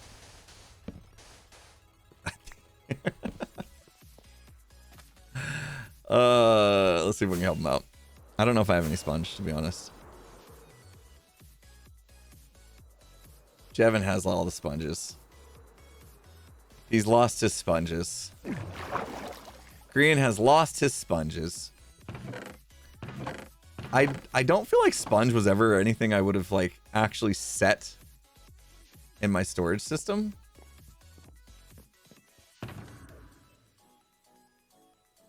Yeah, I don't remember the last time I've seen sponges in my possession.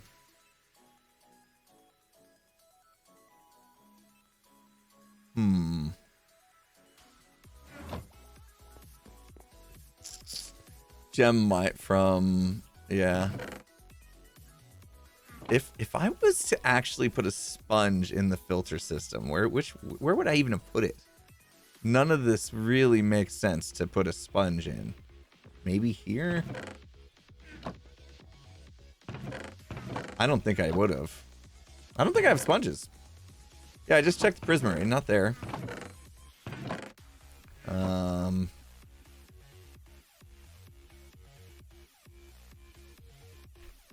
Borrow. some from Jeff. Jeff usually has a lot of sponge, right?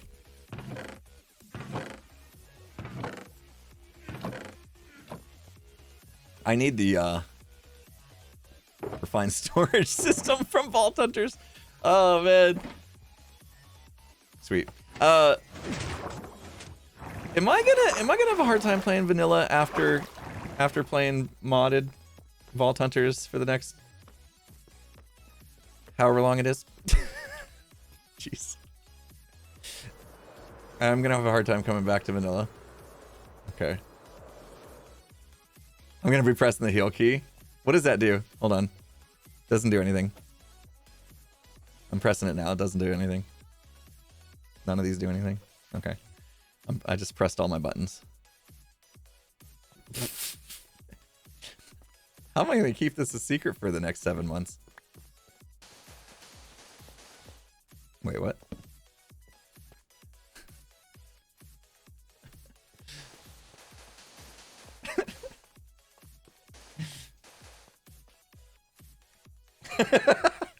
You know what's gonna happen? The thing on Reddit's gonna happen again, where if you ask when season 10 starts, it gets delayed by another week. That seems to happen every time we have this kind of stuff going on. You know that's gonna get started. That's gonna be the answer, the troll answer from all the hermits. Oh, you asked when season 10's starting. That adds another week to it. Currently, we're up to January 2026. Oh yeah, just follow. I can't believe Ellie has already started. Ellie cracks me up. I don't know how the guy does it. So if you don't follow Ellie Beatmaker on Twitter, X, whatever you want to call it, he's worth the follow if you're on the platform, because he's a smart dude. He's hilarious. He likes to do this thing when these times come up and a new season's approaching. He'll send out tweets almost daily.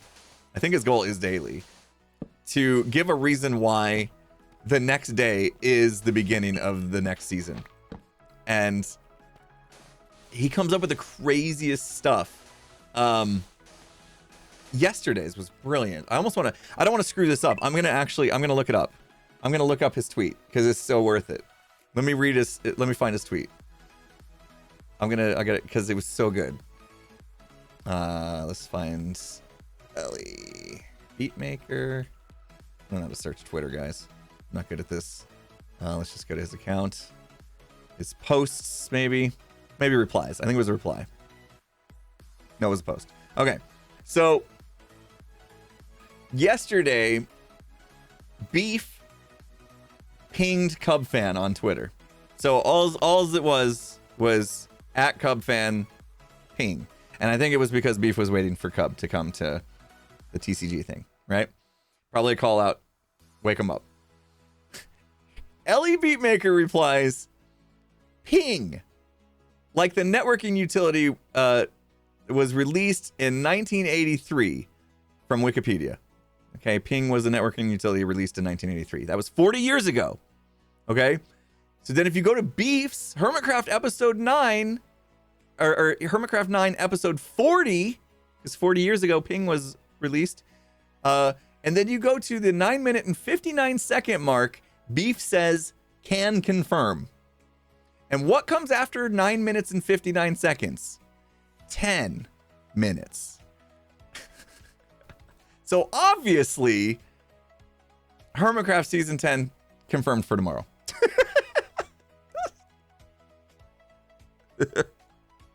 I love it. I absolutely love it. It's hilarious to me. I mean, how did you all miss this? It was right in front of your face the whole time. Oh my gosh. How does he how's he do that? How does he go to 9:59? Beef says can confirm. I don't think he's making stuff up. I think he's making stuff up. He did it with my episode too. Oh no, what did he do? Is this a new one from like today? It was so obvious. I know. Don't you guys feel dumb for not seeing it to begin with? How did you not know? His recent tweet was mine. Oh, dang. Okay, hold on. Now I gotta go back. You're killing me. These slime are gonna kill me, actually. Free slime balls. Why did I make a super efficient slime farm in the industrial district when I had this right here? We had free slime balls all season long. I just had to come in here and get them. All right, let me... He's not looking at me, right? Quit looking at me, Swan. All right. Let me pull up his tweet. Let me see what this one says. Back to Twitter. Back to Ellie. Posts. I love how his first post says it's pronounced Ellie, not Eli. So you always remember that's how you pronounce the name. Oh, used my tweet. Oh, this was like last night. How did I miss this? He took my tweet and he highlighted certain letters from it that spell out Hermitcraft Season 10 tomorrow morning. Hope to see you then. Gosh. Nice job, Ellie. Nice job. I love it. Keep your guesses coming. It just builds the hype. I love that. Keep them coming. Everyone set your alarms. Well, that came out yesterday, so I can't imagine Season 10 starting before we officially end Season 9. Today's the day. Today's literally the last day this server is up and running. Today's the last chance for all the hermits to make their finale videos and hang out and play games or whatever. That's it. It's the last chance. And then sometime after today ends, I think Jevon's pretty much streaming until the server goes down, from what I understand, unless he's not feeling well. He's another hermit that has gotten sick lately. We're just passing it around somehow digitally. I think he planned on streaming until the lights went out, basically.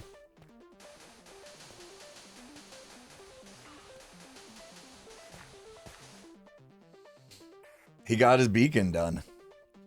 Did you guys know that? Jevon got his netherite beacon done. When do the lights go out? My guess is when Azuma wakes up tomorrow. That's my guess. Azuma's gonna be the pull the lever crunk. Yeah, Jevon made a netherite beacon. How insane is that? Ty Plays, thank you so much for gifting out a sub. Real, thanks for the 100 bits. Intralek Kazine, thanks for 300 bits. Nepper, thanks for the 1,000 bits. You guys ever thought about doing a redstone hide and seek in Hermitcraft? Ooh, what would that entail? Redstone hide and seek.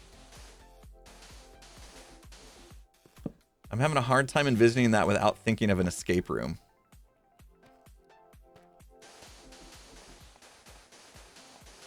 Zuma said something about when the server resets. Leave the company, please turn your lights off. They can see you. My son, I talked to my son about Lethal Company because he's been playing quite a bit. And he's like, I don't even bother with flashlights. I was like, what? How can you see where you're going? He's like, I got it all memorized. And I was like, okay, what? I thought it was like auto-generated and different every time. How could you do that? And I was also thinking, well, I think playing that game as a streamer is a little different because as a streamer, we worry a lot more about what you guys can actually see. Makes sense, right? So for me to walk around with no flashlight in the dark, even if I did know where I was going, which I guess I do in Phasmo a lot, don't I? I'm totally just being a hypocrite right now. I walk around in Phasmo a lot without a flashlight. I'm sorry. I do my best to keep the lights on, though. I don't like having a flashlight in Phasmo. I need my inventory spots. And the ghost will kill you if you have a flashlight on. Just ask Skiz. Sorry, Skiz. Love you.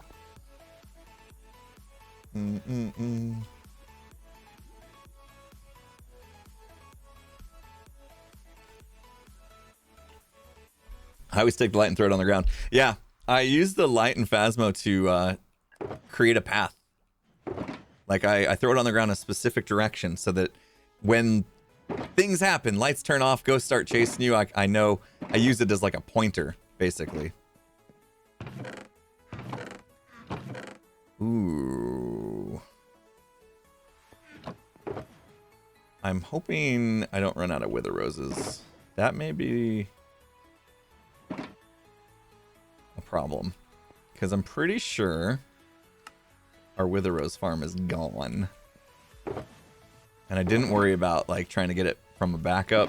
I think it was one of those things like the chunk just got deleted on a pruning job. And I didn't worry too much about it because I had wither roses for days. Gem has a full shulker? Okay, might have to borrow from her. I would think Tango has a bunch too.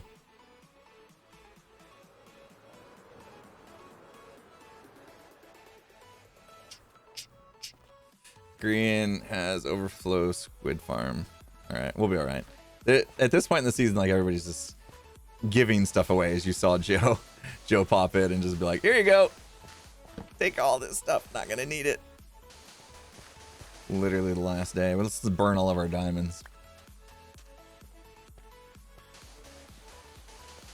The black was needed. I probably should have done this before my finale video. I think it would have felt a little bit better. It would have felt a little bit more finished.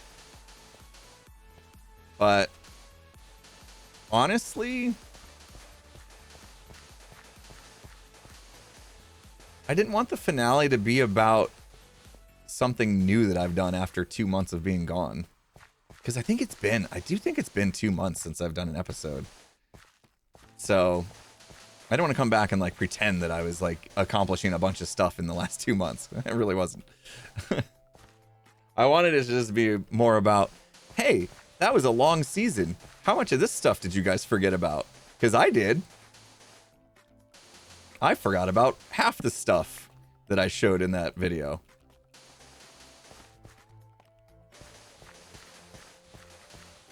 I had fun editing that one. I really enjoyed editing that video. I've been, you know, having an editor work on stuff for me for like Secret Life and stuff. I have an editor do all those. So I hadn't done a lot of my own editing except for like Vault Hunters in a while, and it felt really good. It felt really good to edit again and like put myself into it, you know? I liked the part where we put down a bed and I said something about a death loop, and then like the next 6 clips are just deaths. If you guys haven't seen it, you need to watch that. You need to watch my episode that came out today. Sometimes I'm not in the mood for editing. I'll admit it. Like there are some things that I'm just like, oh, I do not want to edit this. But there's something about Hermitcraft. I've always enjoyed the process of editing Hermitcraft. Always.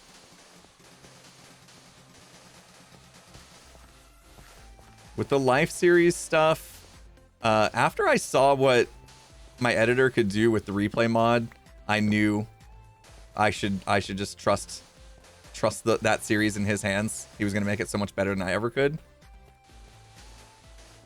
If you guys didn't catch my season of Secret Life, check it out. If anything, you know, I'll admit I was not a main character at all in Secret Life. So like I totally understand why I didn't get like the views I usually get on a series like that. My views were down on it. I wasn't like that big of a main character. In fact, I don't know that like hardly anybody really was. The tasks were, I feel like sometimes the tasks were the main character. You know what I mean? But the vibes were great. We had the Gem and the Scots. We had some great vibes with Gem and the Scots, and then like some of the tasks I got were super fun. Even though I wasn't very good at being successful. We need glass next. But yeah, for anything, watch for the editing. Just watch it. Just watch and see what my editor did, because he did such a fantastic job. I'm so proud of what he was able to accomplish. Gem had some main character vibes for sure.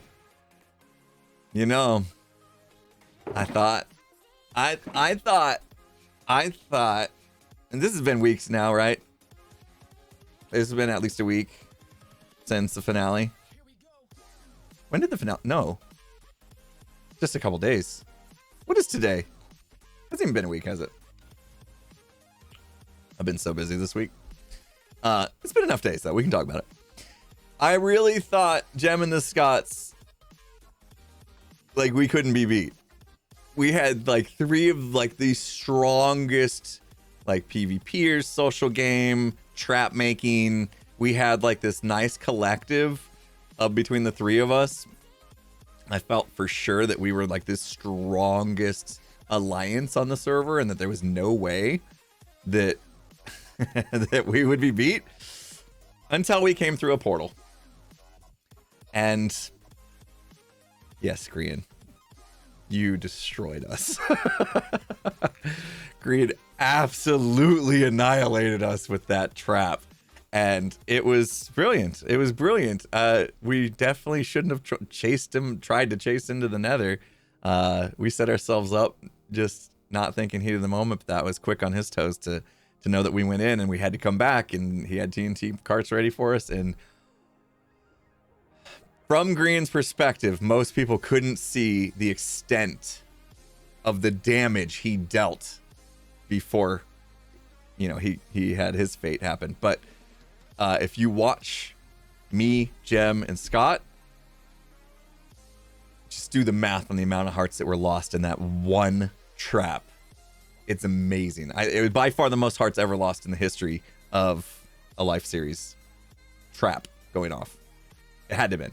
It was like all 3 of us went from there's no way anybody can beat us to there's no way we're winning in an instant.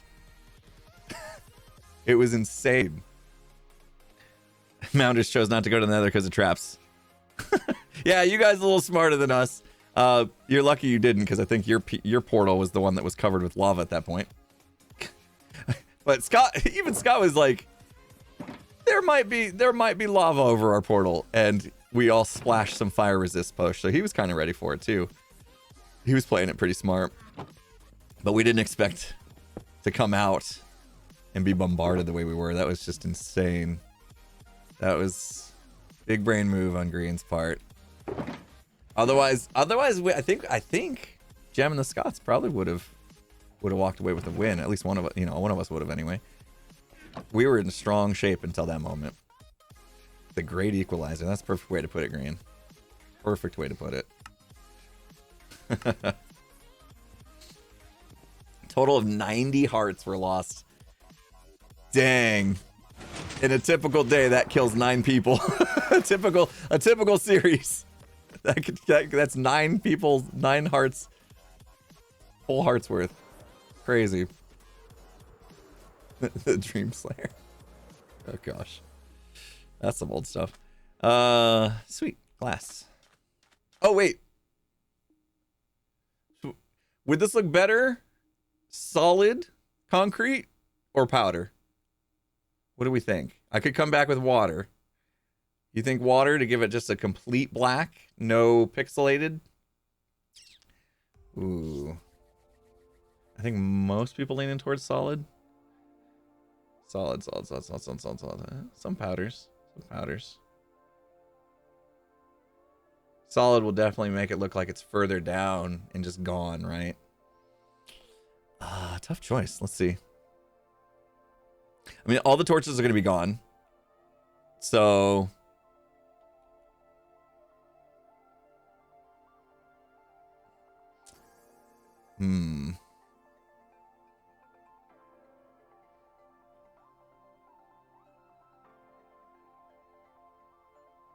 Yeah, I'm kind of thinking like the end void. It has a bit of texture to it, doesn't it? It's not just black on black.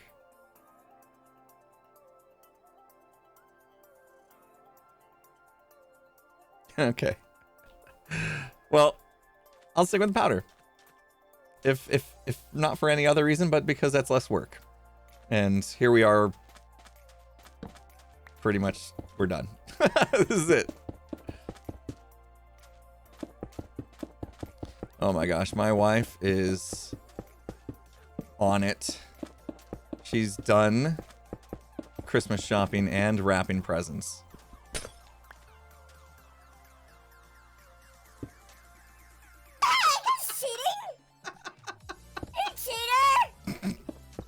We're going gamma. We're going gamma, guys. Dwarf vision activated.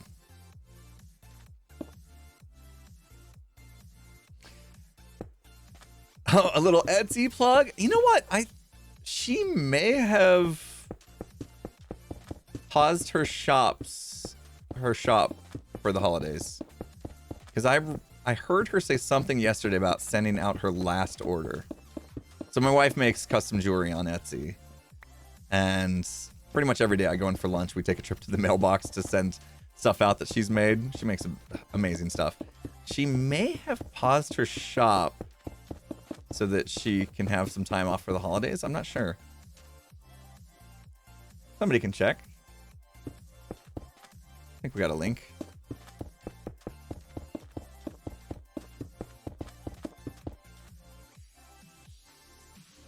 Miss May, have you gotten jewelry from her Etsy shop? She's done a really good job with it. I've been impressed. Etsy plug. I try not to plug it too often because like I kind of like the idea that she's been super successful, you know, just with word of mouth. It's kind of cool, but she makes like earrings and necklaces and it's a lot of like resin based stuff. And what's really popular is bookmarks. She makes these bookmarks that seem to be really, really popular. Y'all like bookmarks. Quick warn her before she gets all the orders. There it is. Thank you, Haunted. There's the link for you guys if you gotta check it out. I'm not sure if she paused her shop or not. Take a look if you are able to buy stuff. Maybe I should warn you that it might not be immediate that it goes out, but is this even... Oh, this is stopping the spawns at least. I was gonna say, is it even worth doing the glass? How many layers of glass does it take to get a decent fog look? Because I'm not sure it's worth me doing more than one, to be honest. It takes at least 3. Probably 4 is better. By the time I do 4, I mean... we're losing a lot of depth. It might not be worth it. Did we figure out how many stacks of concrete it took? Anybody kind of like keep count as I was going through? We tried to guess. What did we guess? Like 10 shulkers? We were way off. It wasn't 10 shulkers worth.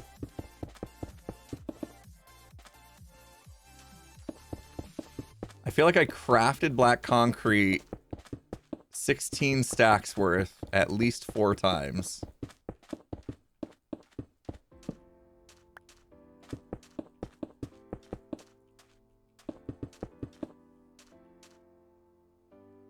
You went to the inventory like 3 times, took 16 stacks. Okay. Yeah, I was gonna say 3 or 4 times I made 16 stacks worth, so maybe 64 stacks. So 2 shulker boxes worth of glass per layer, which Joe just gave us like 6 shulker boxes. So we could, assuming we have the dye for it. Yeah, I was gonna just do 1 layer and hope that was gonna be good enough. Just depends on what we have time for.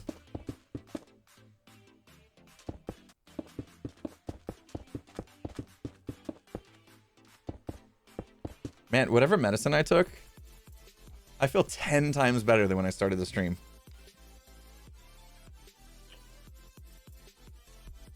Dexnell says, oh my gosh, your wife has Impulse SP earrings. They're lovely.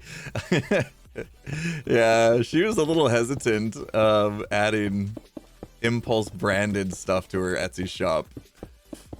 But she did a pretty cool spin on it, the way she makes them.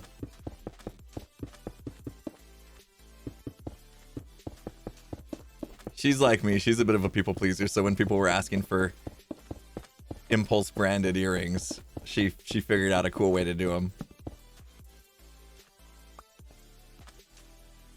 What do you mean whatever medicine you took? I don't remember the name of it. It started with a D. And it was a liquid. I don't typically like taking liquid medicine. I like it when it's more in like a liquid capsule at least, but... Dime tap. No, I feel... Dex something? D-E-X? Not Dayquil. Dayquil, you guys would know if I took Dayquil. If I took Dayquil, you guys would be confusing me, or you'd be accusing me of being high. Dulcinex? Maybe that was it. Dexatrim. I bet it was Dexatrim. What's that have in it? Somebody's gonna tell me I shouldn't have taken that. I think it was Dexatrim.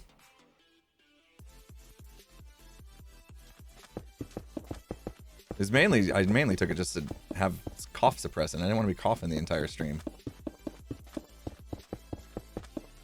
Dexatrim's a diet pill. Okay, it wasn't Dexatrim. If you want to get rid of your sickness, just lose some weight. That'll do it.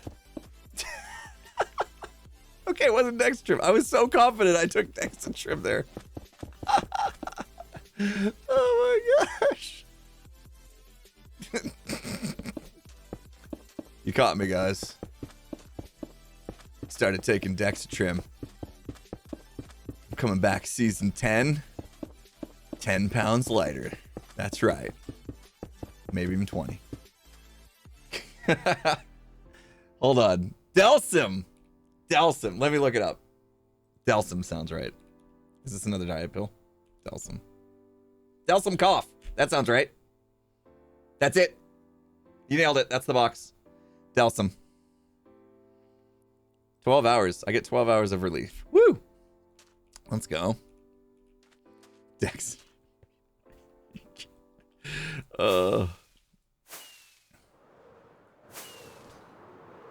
Glad we solved that. How long is the break between seasons roughly? Well, we've gone anywhere from a couple days to a couple months in the past. So, based off of history, it's in that realm somewhere, I would say.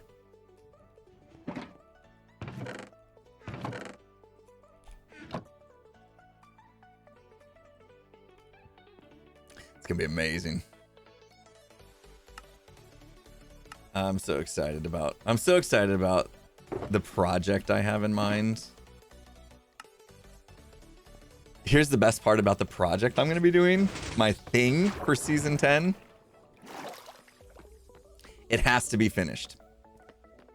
It has to be finished. There is no world in where I don't finish this.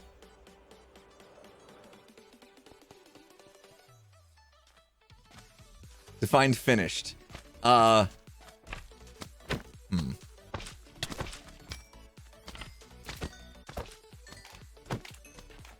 It'll be playable. There you go. There you go. Yeah, Tango's burnt out from Decked Out, so I'm gonna do Decked Out 3.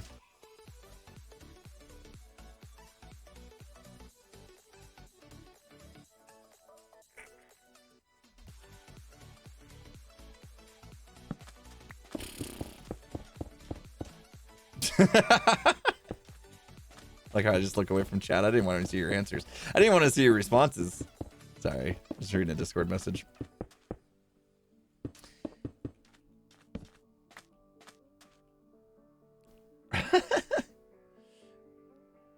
Decked out. Am I joking? Am I joking? I do not plan on making Decked Out. But because Decked Out is Tango's thing. But the idea of having something that creates content for others is something I'm very much in love with. And I think Tango and Beef did such a great job this season with TCG and Decked Out and kind of like helping the Hermits understand that like that's really where it's at. You know what I mean? Like Like that's really cool thing when you can create something that gives other people joy. Like that's a big thing. That's a really big thing. And so that's definitely going to be on top of my priorities for next season, is to create stuff that bring others joy. You know, whether it's, you know, creating content for them, mini games or shenanigans, pranks, whatever. Because honestly, a build's a build, right? Builds are cool. I look at what we accomplished with the Dwarven Keep, and I'm super proud of it. Proud of my build from season 5. I'm proud of my base from season 7. I think they're great builds, but they're just builds. At the end of the day, they're just blocks just sitting there doing nothing but looking good. It's cool. It's what Minecraft's about. It's the art. But we got a server full of life here, full of amazing people that when we get together, we can create some magic.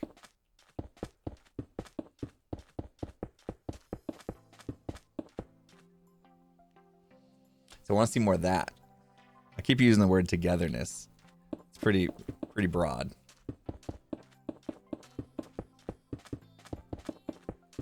Magic and lots of explosions.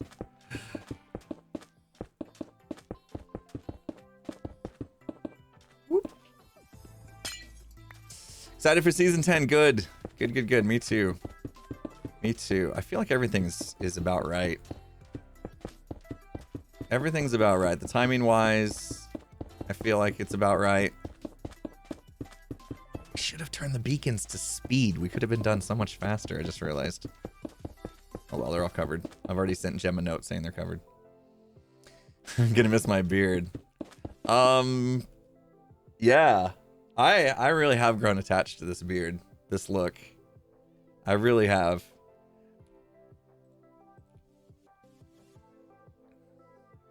You know, this face though, there's no reason for it to go away. Because this is still a little different than my normal skin.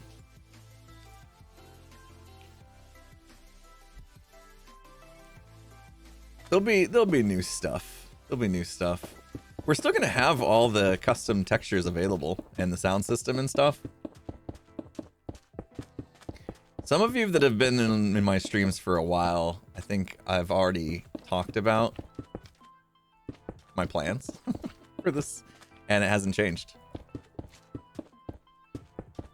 Should I just out my plans? We can talk about some of it without talking about all of it, I think. I think my real plan is still secret to everyone but a few hermits. So I'll give you the style. I'll give you just the style of what I'm going to be building, and that's it. As far as how the rest of the stuff plays in, the content for others and creating memories and all that kind of stuff, that I'm going to keep close to, that I'm going to keep tight-lipped about. But I'll tell you the build style that we're going for. And this is probably also going to produce a character as well, at least a skin. Anyway, I'm not gonna role play too much. I'm looking back at when I was doing my episode from my finale and I rolled into Empires in super roleplay mode. I cringed so hard at myself when I acted like I didn't know Lizzie and Whip and stuff, and I'm like, oh, this is not me. So I won't be doing that much. Well, kind of like the dwarf, you know, we have a look, we have a vibe, right?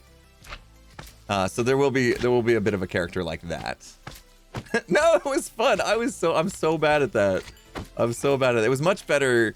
Like I went from the scene where I rolled up on Lizzie and Fwip and I pretended not to know them, pretended not to know how I got there, all that kind of stuff, and it was just kind of cringe.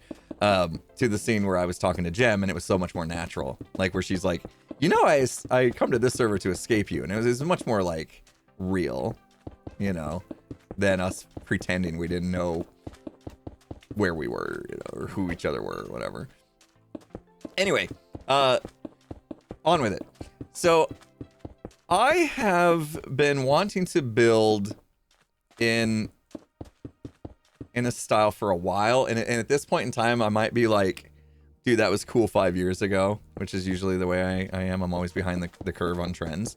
But I've wanted to take on like a cyberpunk style of building for a long time, to the point that I probably should have did it 5 years ago and it was actually cool. Not exactly the coolest thing anymore, I'm sure, right? Cyberpunk's been there, done that. However, I want to take a bit of a spin on it, and it's going to be dystopian cyberpunk. So, and there's a reason for that, which I can't tell you. So here's kind of my vision board, rough vision board for you.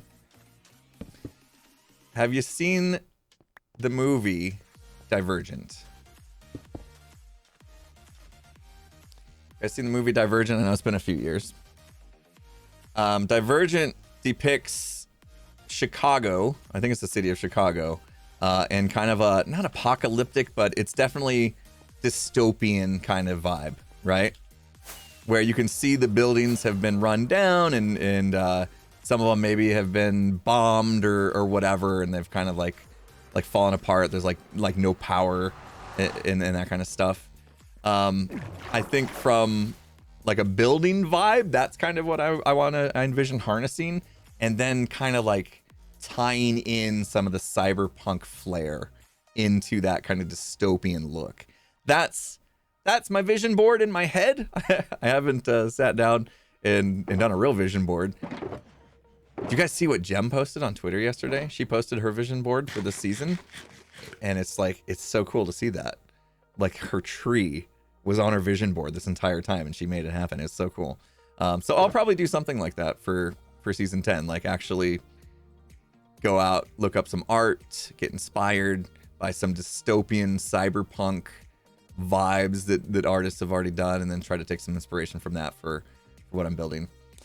And I've already talked to a couple hermits that are going to help out with some stuff. I'm not going to say who. So I'm not going to be alone. I'm not going to be alone in this venture, so it's not going to be so overwhelming, you know? Ready Player One's also a good place to look. Yeah. The stacks and stuff. Yeah, I'm going to be looking around for a lot of inspiration. Good shout. Yeah, maybe I'll play Cyberpunk the video game. You know what I mean? That could be a thing.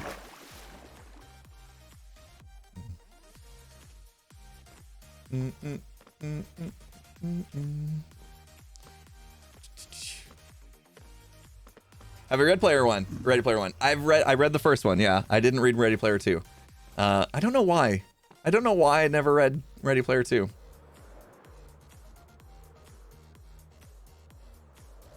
Ready Player One, the book. I like the movie. Don't get me wrong.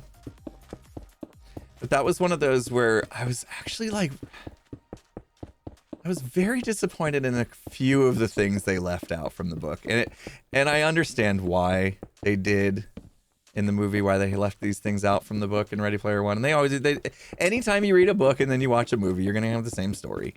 You know, I had it with Hunger Games. I read the book and the books, and then I watched the movies.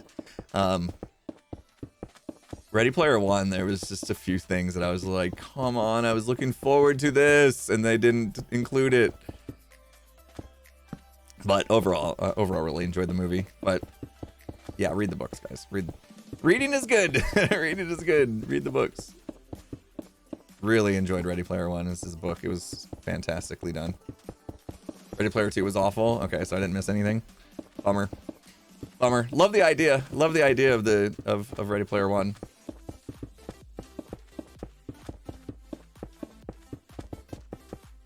How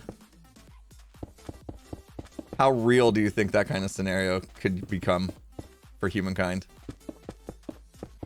Anybody that's read Ready Player One or watched the movie? How real do you think? Like, do you think it's just a foreshadowing of 2 decades from now?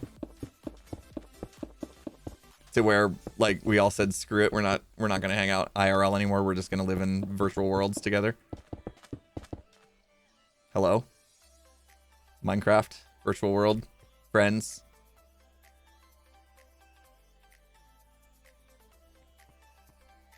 I hope we don't lose.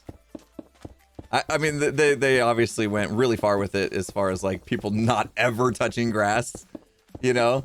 So, like the system had to go down and everybody had to be like, what? There's a world out there, you know?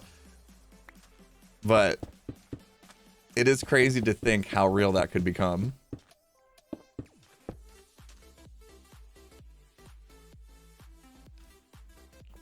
Oh no, Wally. Wally. Yeah.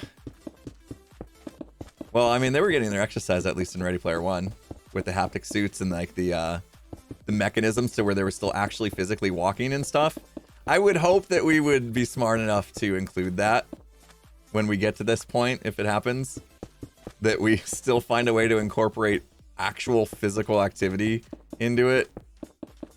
I mean, right now, I'm just been sitting at my desk for the last 2 hours placing blocks, so maybe we're not there yet. The Peripheral. Haven't heard of that one.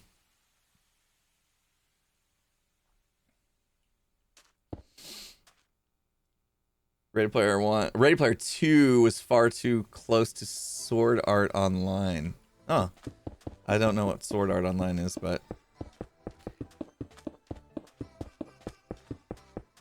wonder if Ready Player 2 was just like, yeah, Ready Player 1 was successful, let's just do another one. And it wasn't given the proper love that it needed. Flying is terrifying in VR. You know, I couldn't get into VR. I don't know why. I really don't like being blind to the outside world. You put the VR headset on, and I have no idea who's physically around me, looking at me, or I could swing my arm and hit them on accident, and, you know, that kind of stuff. And so I just get ultra paranoid when I'm wearing a VR headset that I just don't like having it. Like, I need augmented reality, not virtual reality. I need to still be able to see my environment around me with stuff kind of overlaid, you know, like heads-up display type things, so that I can still see around me. Otherwise, I just get ultra paranoid. I didn't experience too much motion sickness. Like, I had a roller coaster game on my VR headset. Didn't have a problem with it. I rode a roller coaster and it was like no biggie. I didn't get nauseous or nothing. So I don't have that kind of issue. It's just like I don't like the idea. It's kind of like when you sleep in a bed not facing the door, you know? It's kind of like that feeling. Like anytime I sleep in a bed, if I go on vacation or whatever, I always have to pick the spot that faces the door. I need to see it. I need to be able to wake up and see the door. I don't know why. It's just a thing. It's a thing I have.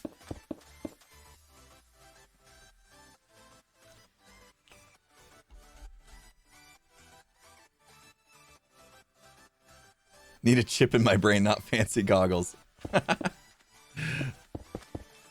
Maybe that's the thing. Papa mode. Yeah, maybe it's a protection thing, you know? Like a burglar came in the house, I'd want to be the first one to wake up and see it and be able to take care of the threat. You don't want to see the boogeyman coming in. Oh. Some lava. I hope we made the right decision with this powder. I did an in Pearl We Trust moment on that one. It's called anxiety. That's true.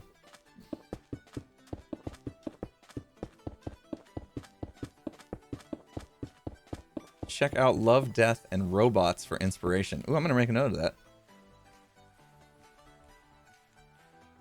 Love, Death, and Robots. Also, Ready Player One, we said. One, and Divergent. I already knew about. Source material from Shadowrun. And then obviously Cyberpunk the game. Shadowrun. Okay. It's gonna be fun. I'm gonna have so much fun like researching and getting this vision board Metro 2033. That's a game, right? Yeah, that's a game. Stray. What's Stray? You guys kept saying Stray. I kept thinking of the mob in the game. What's Stray? Oh, there's Netflix Cyberpunk?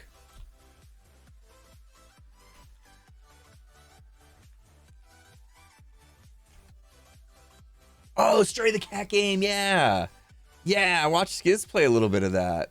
Okay, I remember. Let me put this notepad over here, actually.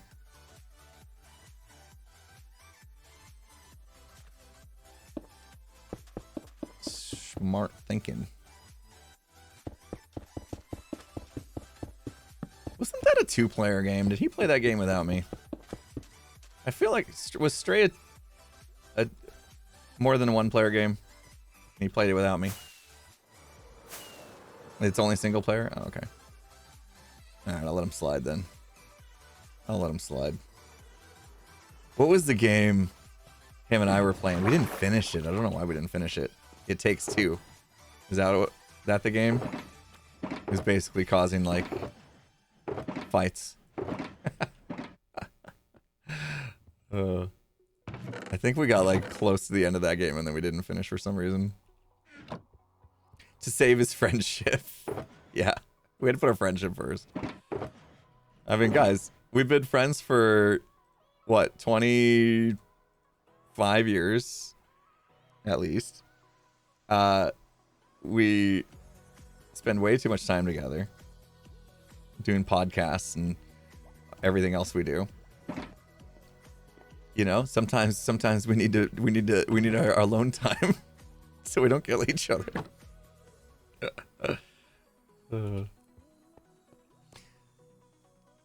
We did a live Naked and Scared on the No Kid Hungry stream a few weeks ago. And while it was fun having all the interaction from donations and stuff, I got the itch again to see what we could do in like a legit Naked and Scared. So with me being having a little extra time between seasons here, I think we're gonna have to convince him to do another season of Naked and Scared. It was so much fun. That's something that doesn't feel like work, you know? That's my goal for this break, is to make sure everything I'm doing doesn't feel like work. And that way I know my battery will be recharged. Like, that's why I'm gonna stream Vault Hunters. I'm having so much fun streaming that and learning all the stuff, and it helps streaming because you guys can tell me things I would have never known existed. So that's really nice having you guys there for Vault Hunters. Playing Phasmo and Lethal Company is just always a fun time. Always a fun time, and I'm super addicted to Phasmo, and maybe I'll get addicted to Lethal Company. I don't know. It hasn't hit the spot for me just yet. But I still feel like maybe there's something I'm missing there. I don't know. Phasmo addiction's not going anywhere though. At least not until I get my 3 Apocalypse trophies. Sea of Thieves with gigs? We brought it up. Not really sure if it was something that was in the cards for us. What are the chances you and Skiz doing a Sky Vault Hunters world? Yeah, Skiz seemed into the idea of doing Vault Hunters at some point. I told him I don't think Vault Hunters is something you want to tackle solo for your first modded experience ever. So once I'm kind of like, not a professional, but at least somewhat skilled with some Vault Hunters, then I could at least teach him.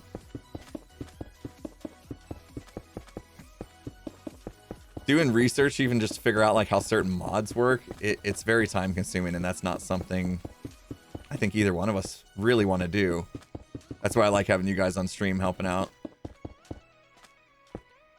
Like even Refined Storage, I had to like go watch some tutorials and stuff just to remember that I needed an external storage adapter thingamabobber, because I couldn't figure out how to connect my storage drawers to my controller. So anyway, so I had to go figure that out, and I was like, ugh. If I was on stream, they'd give me the answer in 5 seconds. What am I doing? Pico Park. I think Grian played Pico Park with Jimmy and Joel and Lizzie.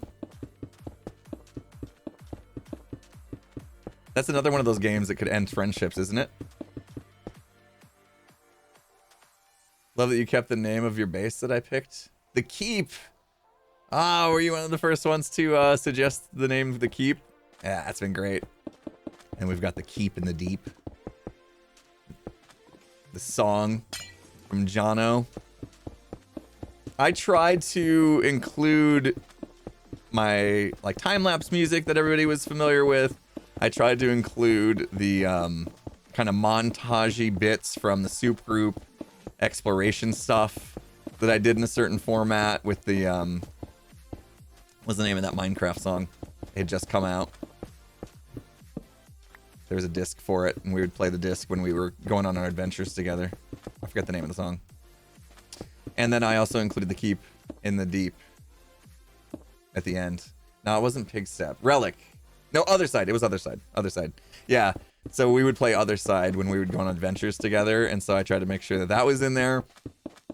Because music, for me, creates an emotion that, like, I never forget. Music is like my brain's trigger to memories. And so that's why I felt like it was important for me to include certain songs that were kind of iconic to the season. It kind of makes me sad because now a new season's starting and I will probably need to find a new set of songs to create a new vibe. But it's like, yeah, I can hear a song that I haven't heard in 20 years and I will remember the exact spot I was the last time I heard the song. Like it somehow just like pulls memories. Songs for me can pull memories out of the depths of my brain that I thought no longer existed. And it's music mainly that does that for me. Sometimes smell will do that.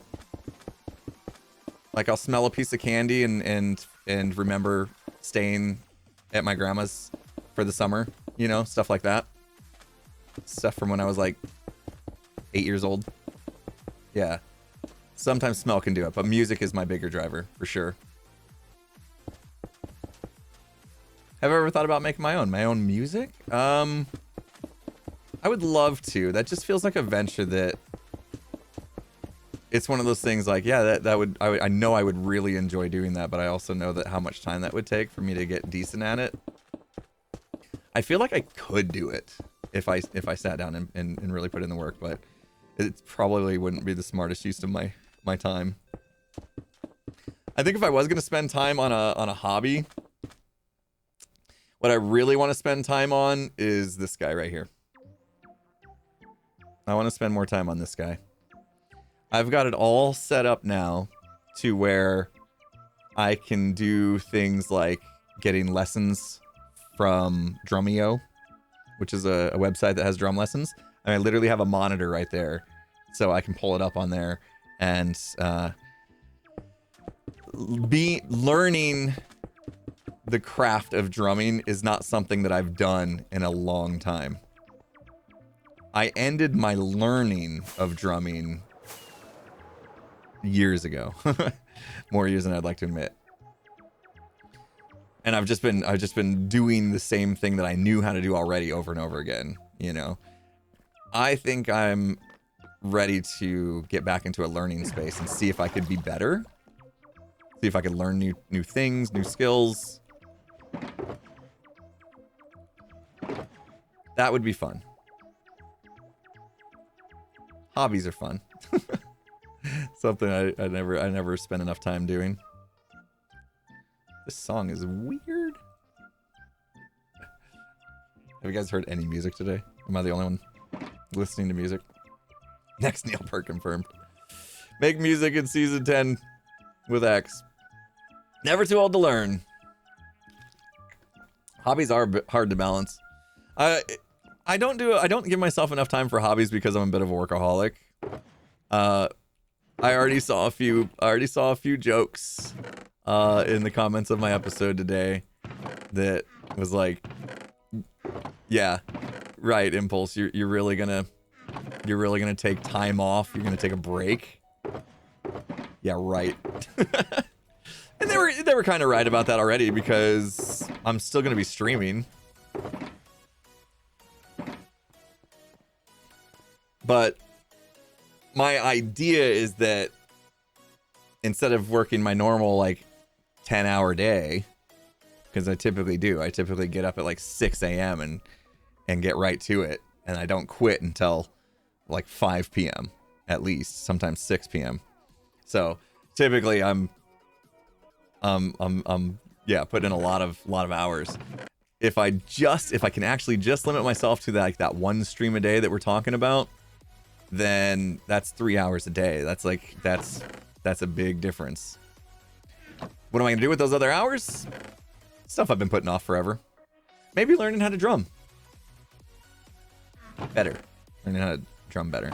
We'll see. It's come time. We're out. We're out of the Wither Roses. I got a garage that needs cleaned. That's on top of my list. The honeydew list has been ever growing. I'd like to do that. I'd like to get the studio tour done. I don't consider that work. Like making the video of the studio tour, I don't consider that to be like some kind of work. That's just a fun project. I want to do the fun projects that I've been putting off. It's totally work. It depends, you know, like, to me, that's just a fun hobby type project, which is how this all started anyway.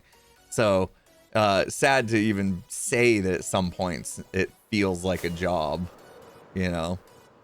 That's something I never really wanted to say about being a YouTuber and streamer.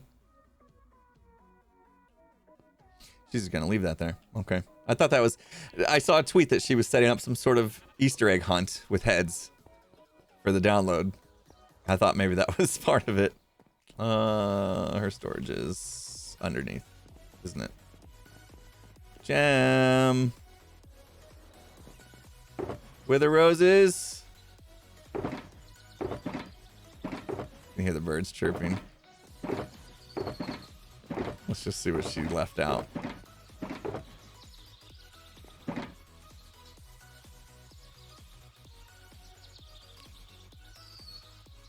Do fun projects, but remember, it's your product. It's your product and job. Rest is important. Yeah, that's kind of where it's at. Like, I think I'm only gonna really do things that I want to do, even if it is like creating content and it could be considered quote unquote work. Yes, that's what I'm talking about. Thank you, Gem. Saving the day. I'll come back if I need more. That should be enough. Oh, Gem's amazing. I probably gave her that. I mean, where else did she get a box full of Wither Roses? I'm just taking them back, is all.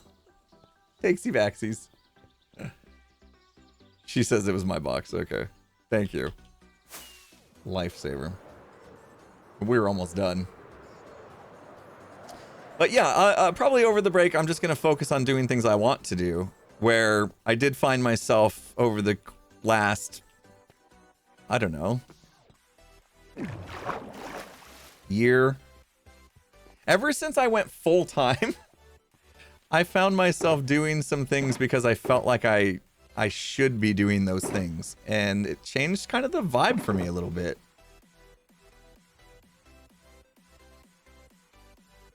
So, yeah, I want to just get back to just like making sure I'm doing things because I want to be doing them. I have a giant sign. I know like word art is so cliche or whatever. But when I walk into my studio, the first thing I see above, like on the wall in front of the door that I walk into is make what you love what you make, is what it says. Every time I walk into the studio, that's the first thing I read every day. Make what you love what you make. And so that is something that the words on the wall just turned into words. And it wasn't something that I was living by. I was making things because I thought I have to do this to to appease the YouTube algorithm and to stay relevant on YouTube and to make sure that, you know, I'm able to continue doing this as my job moving forward, blah, blah, blah, all that kind of stuff, right? And at some point, like, some of it became a little bit, well, that's when it changed. That's when it changed from a hobby to a job, is the bottom line. So, unfortunately, they're kind of related. The content I make is going to only be enjoyable if I enjoy making it. You can kind of feel stuff. Nick Bean, is that why I have so many kids? You love having kids, so you make them more. That makes sense. Or you just love making them. Uh-huh. Okay. You like the process. Anyway. Jeez. Come in my stream. Keeping it PG here. Trying. But yeah, I think that sums it up for me a little bit. Like when I started doing things because I was playing the YouTube game instead of doing what I wanted to be doing, then kind of sucked some of the joy out of it as well. And that joy comes across in the videos. So then all of a sudden the videos aren't doing as well because the vibe's not right. It's kind of forced, you know? Another lesson to be learned. Make what you love, love what you make. And then the last part is to be proud of what you've done as well, right? Like, make what you love, it could stop there. Make what you love. But then the reflection piece, love what you make, like then when you're done, look back at it. Kind of like the finale, the finale video that I posted today. That was one where when I hit upload on that one, I was like, I'm proud of that one. I'm proud of what I did there. I know it was like kind of clippy, you know, like showing old clips, but I'm proud of the tone that I set. Yeah, the kind of artistic nature of the way I put everything together. I felt like I felt back, like I was back. You know what I mean? Like, I have it. I still have a vision that I can actually execute. Steve Ace, thanks for the $2. I have a question for your face. Seems like there have been less episodes this season. Is there some creative reason, like resource gathering or streaming, etc., that, or am I wrong? Wait, hold on. Or am I completely wrong? Thank you. Right, you do much appreciated. Yeah. Yeah, I know exactly what you're talking about.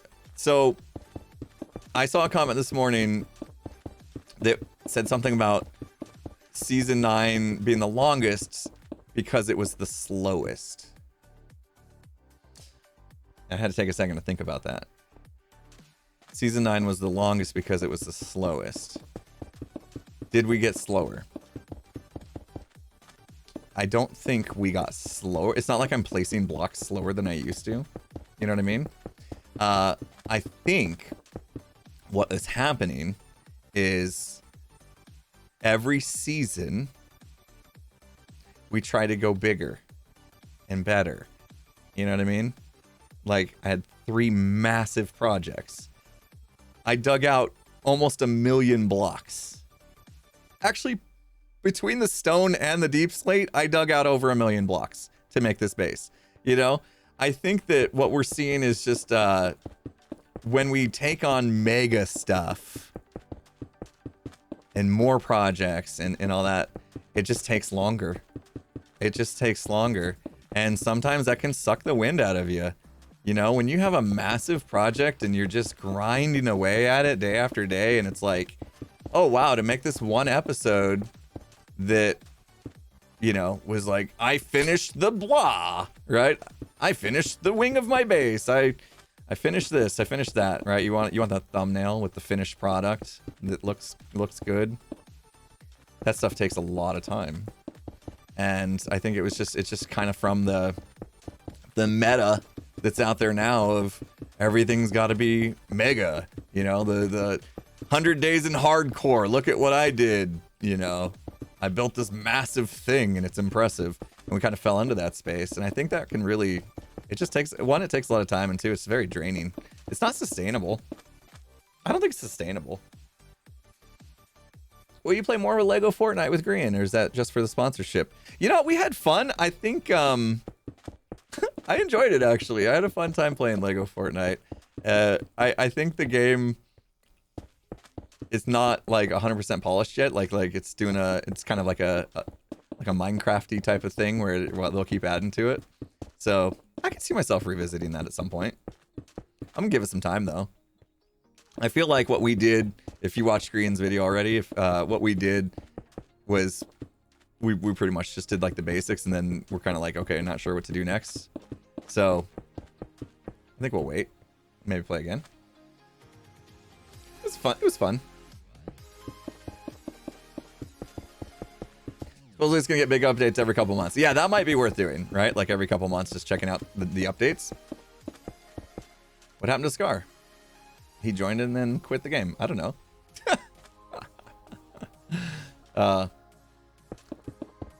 The mega thing is creator side only. As a viewer, I'm happiest when the Hermits just do stuff together.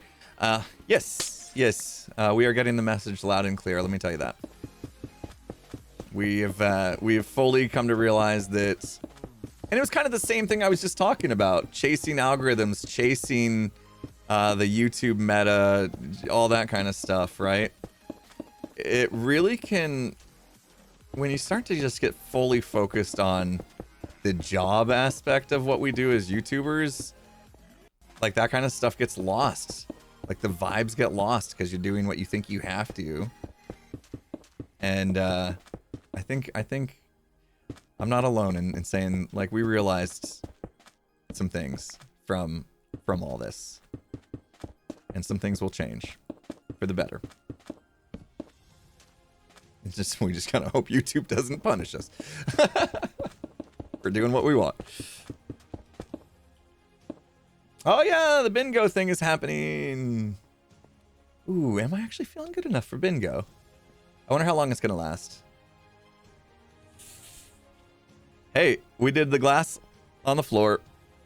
How did I do this? Oh my gosh, it's so dark. Oh my gosh, 19 rockets. I almost got stuck down here. Let's get some rockets. See, we had our gamma on there, guys. We had our gamma on. We have enough for another layer. We don't have enough time for another layer is the problem. Bloop, bloop, bloop, bloop. Let me grab some more rockets. Rockets, thank you. Bingo's not going to be a streamed event, so I will have to end stream to go do it. But I was really worried that I was going to be too sick by the end of the stream to even participate. And I'm feeling all right. I might do it. I won't make a video out of it. I'll just be there because I've already done my finale.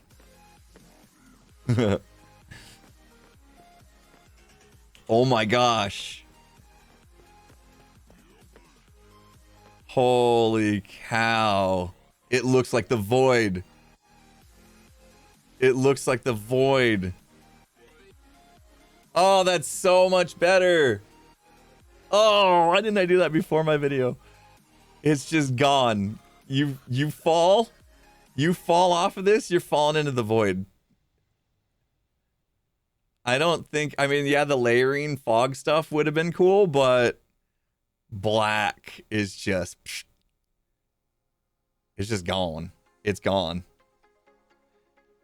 All right. Oh yeah, I could do bingo as a short or something. Yeah. All right, guys, let's do one last thing. By the way, since I'm going to be spending some time dabbling around with some creative builds, getting ready for season 10 and this kind of cyberpunk dystopian idea, chances are I will be leveraging my ISV plot world server to be doing that, because I like getting on there with my ISV community, and there's so many good builders on there that we can kind of bounce ideas off of and work together. If you guys want to become part of the process, you can join the ISV community and come help me design my season 10 stuff. Let's see if we can get a link for that. Oh, it's already up there. Scroll up a little bit. Geez, somebody was so fast, it was already there. You can join me through Glimpse or Patreon. Either one works. For the $10 tier, get you on the $10? Yeah, Yeah, $10 gets you plot access. So that'd be cool. Have you guys help during this? You guys already have helped me, just like giving me some ideas to go do my vision board. So it'd be kind of cool to jump on a server together over the off season. I keep wanting to say over the next couple years. Right. I was gonna sleep. That's what I was gonna do. I can't remember what I came here for. Did somebody already sleep? Anyway, so that option's out there for you guys. I need to kind of schedule some of those sessions, I think. Creative sessions on the plot world. Real, if you're still watching, let's do that. If we can make it so it's not like crazy overwhelming, maybe we could have some sort of like get together and brainstorm builds, you know, on the plot world together. Community events. Might stream that kind of stuff. Naki Sosak, thank you so much for the 1,000 bits. I was so sad I was gonna miss this stream because I had a 12-hour shift, but apparently I got COVID. Therefore, I guess I have all the time in the world. Oh man. Well, I'm so sorry that you came down with COVID. I'm sure that can't be fun. Oh yeah, we could glimpse stream it. Yeah. Those could be cool glimpse streams. Yeah. If you don't know what glimpse is it's basically like Patreon. If you're familiar with Patreon, it's basically like Patreon, except they do a little bit better job of providing more of what you guys do with your support to the actual creator. They take less than Patreon, and they have a platform that I can stream private to just the glimpse supporters, which we leverage. We do private streams usually on Mondays. I'll empty the ender chest and just leave that in the middle of the base. Here's what I wanted to do. Do you guys want to see? I never do shaders ever, but specifically for the thumbnail yesterday, I put in this shader, BSL. I don't know if it's any good, but I put in this shader. Does that mean it's on? Okay. Let's see what our base looks like. Let's see what this area looks like with shaders. Ooh, very like foggy. Ooh. That's kind of cool. I've never really been that big into shaders, but it's so pretty. I read that as if you were Gem. Toska, what? Toska Koshka in the house with an amazing can you dig it? $100. Toska, you're amazing. Thank you so much. If you stare in the void long enough, will it stare back? I should put like 2 little eyeballs coming up through that void. That would be sick. Thank you so much, Toska. You're amazing. Oh, this does look really good. This could be, and I'm sure Pearl's doing it as well. But this could be a nice little backdrop. You know, the up look as well. That's really good. Let's get that out of the scene. That's pretty good right there. That view. Maybe center this. Center it. This space over to, I'm like pointing at my screen like you guys can see me. The space to the right there, the top right, it's a little empty. Okay, that's a pretty good shot. That's a pretty good shot. Shaders aren't always great for building, but showing off how pretty your build is, they're pretty good. Yeah, I don't know if I even picked a good shader, since I don't know anything about shaders. But let's go in the base. Oh my gosh, you can see my shadow on the ground. That's cool. Oh, look at the water. I don't know if you guys can see this. Oh, there's a little bit of you can see like the squares. I don't know if you guys can see, but like, look at the reflection of the sun on the water. That's cool. That's so cool. Okay. Let's take a look around. All the lights are just so like vibrant. Portal. This is why I wanted this like to be nice and vibrant in here when I took the picture. Crazy. All right, let's take a look. This is it, guys. We're wrapping. We're wrapping the season. This is it. I'll probably just do a few things this afternoon, like empty my ender chest and make sure I don't leave any shulkers out. But this is it. Oh, look at. Oh, that's so cool. The reflection in the water is the coolest thing ever. Wow, this room. Look at that. Look at that. Paul is looking good. He's still crying. We never made the, what is it called? Tamagotchi or whatever out of Paul. That floor design's coming back. This floor design's coming back right here. That's going to make a return somehow, one way or another.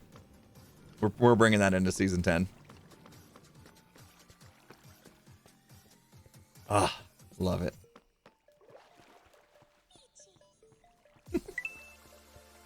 Gilded Blackstone. Oh, yeah. Nothing but Gilded Blackstone next season. Yeah, it's about time for bingo, so I'm going to have to go pretty soon. But let's get one last look over here as well. Sounds like it's starting up like right now. I will be there soon. Oh, look at the skulk in these. Oh, that's so cool. Skulk looks so good. Man.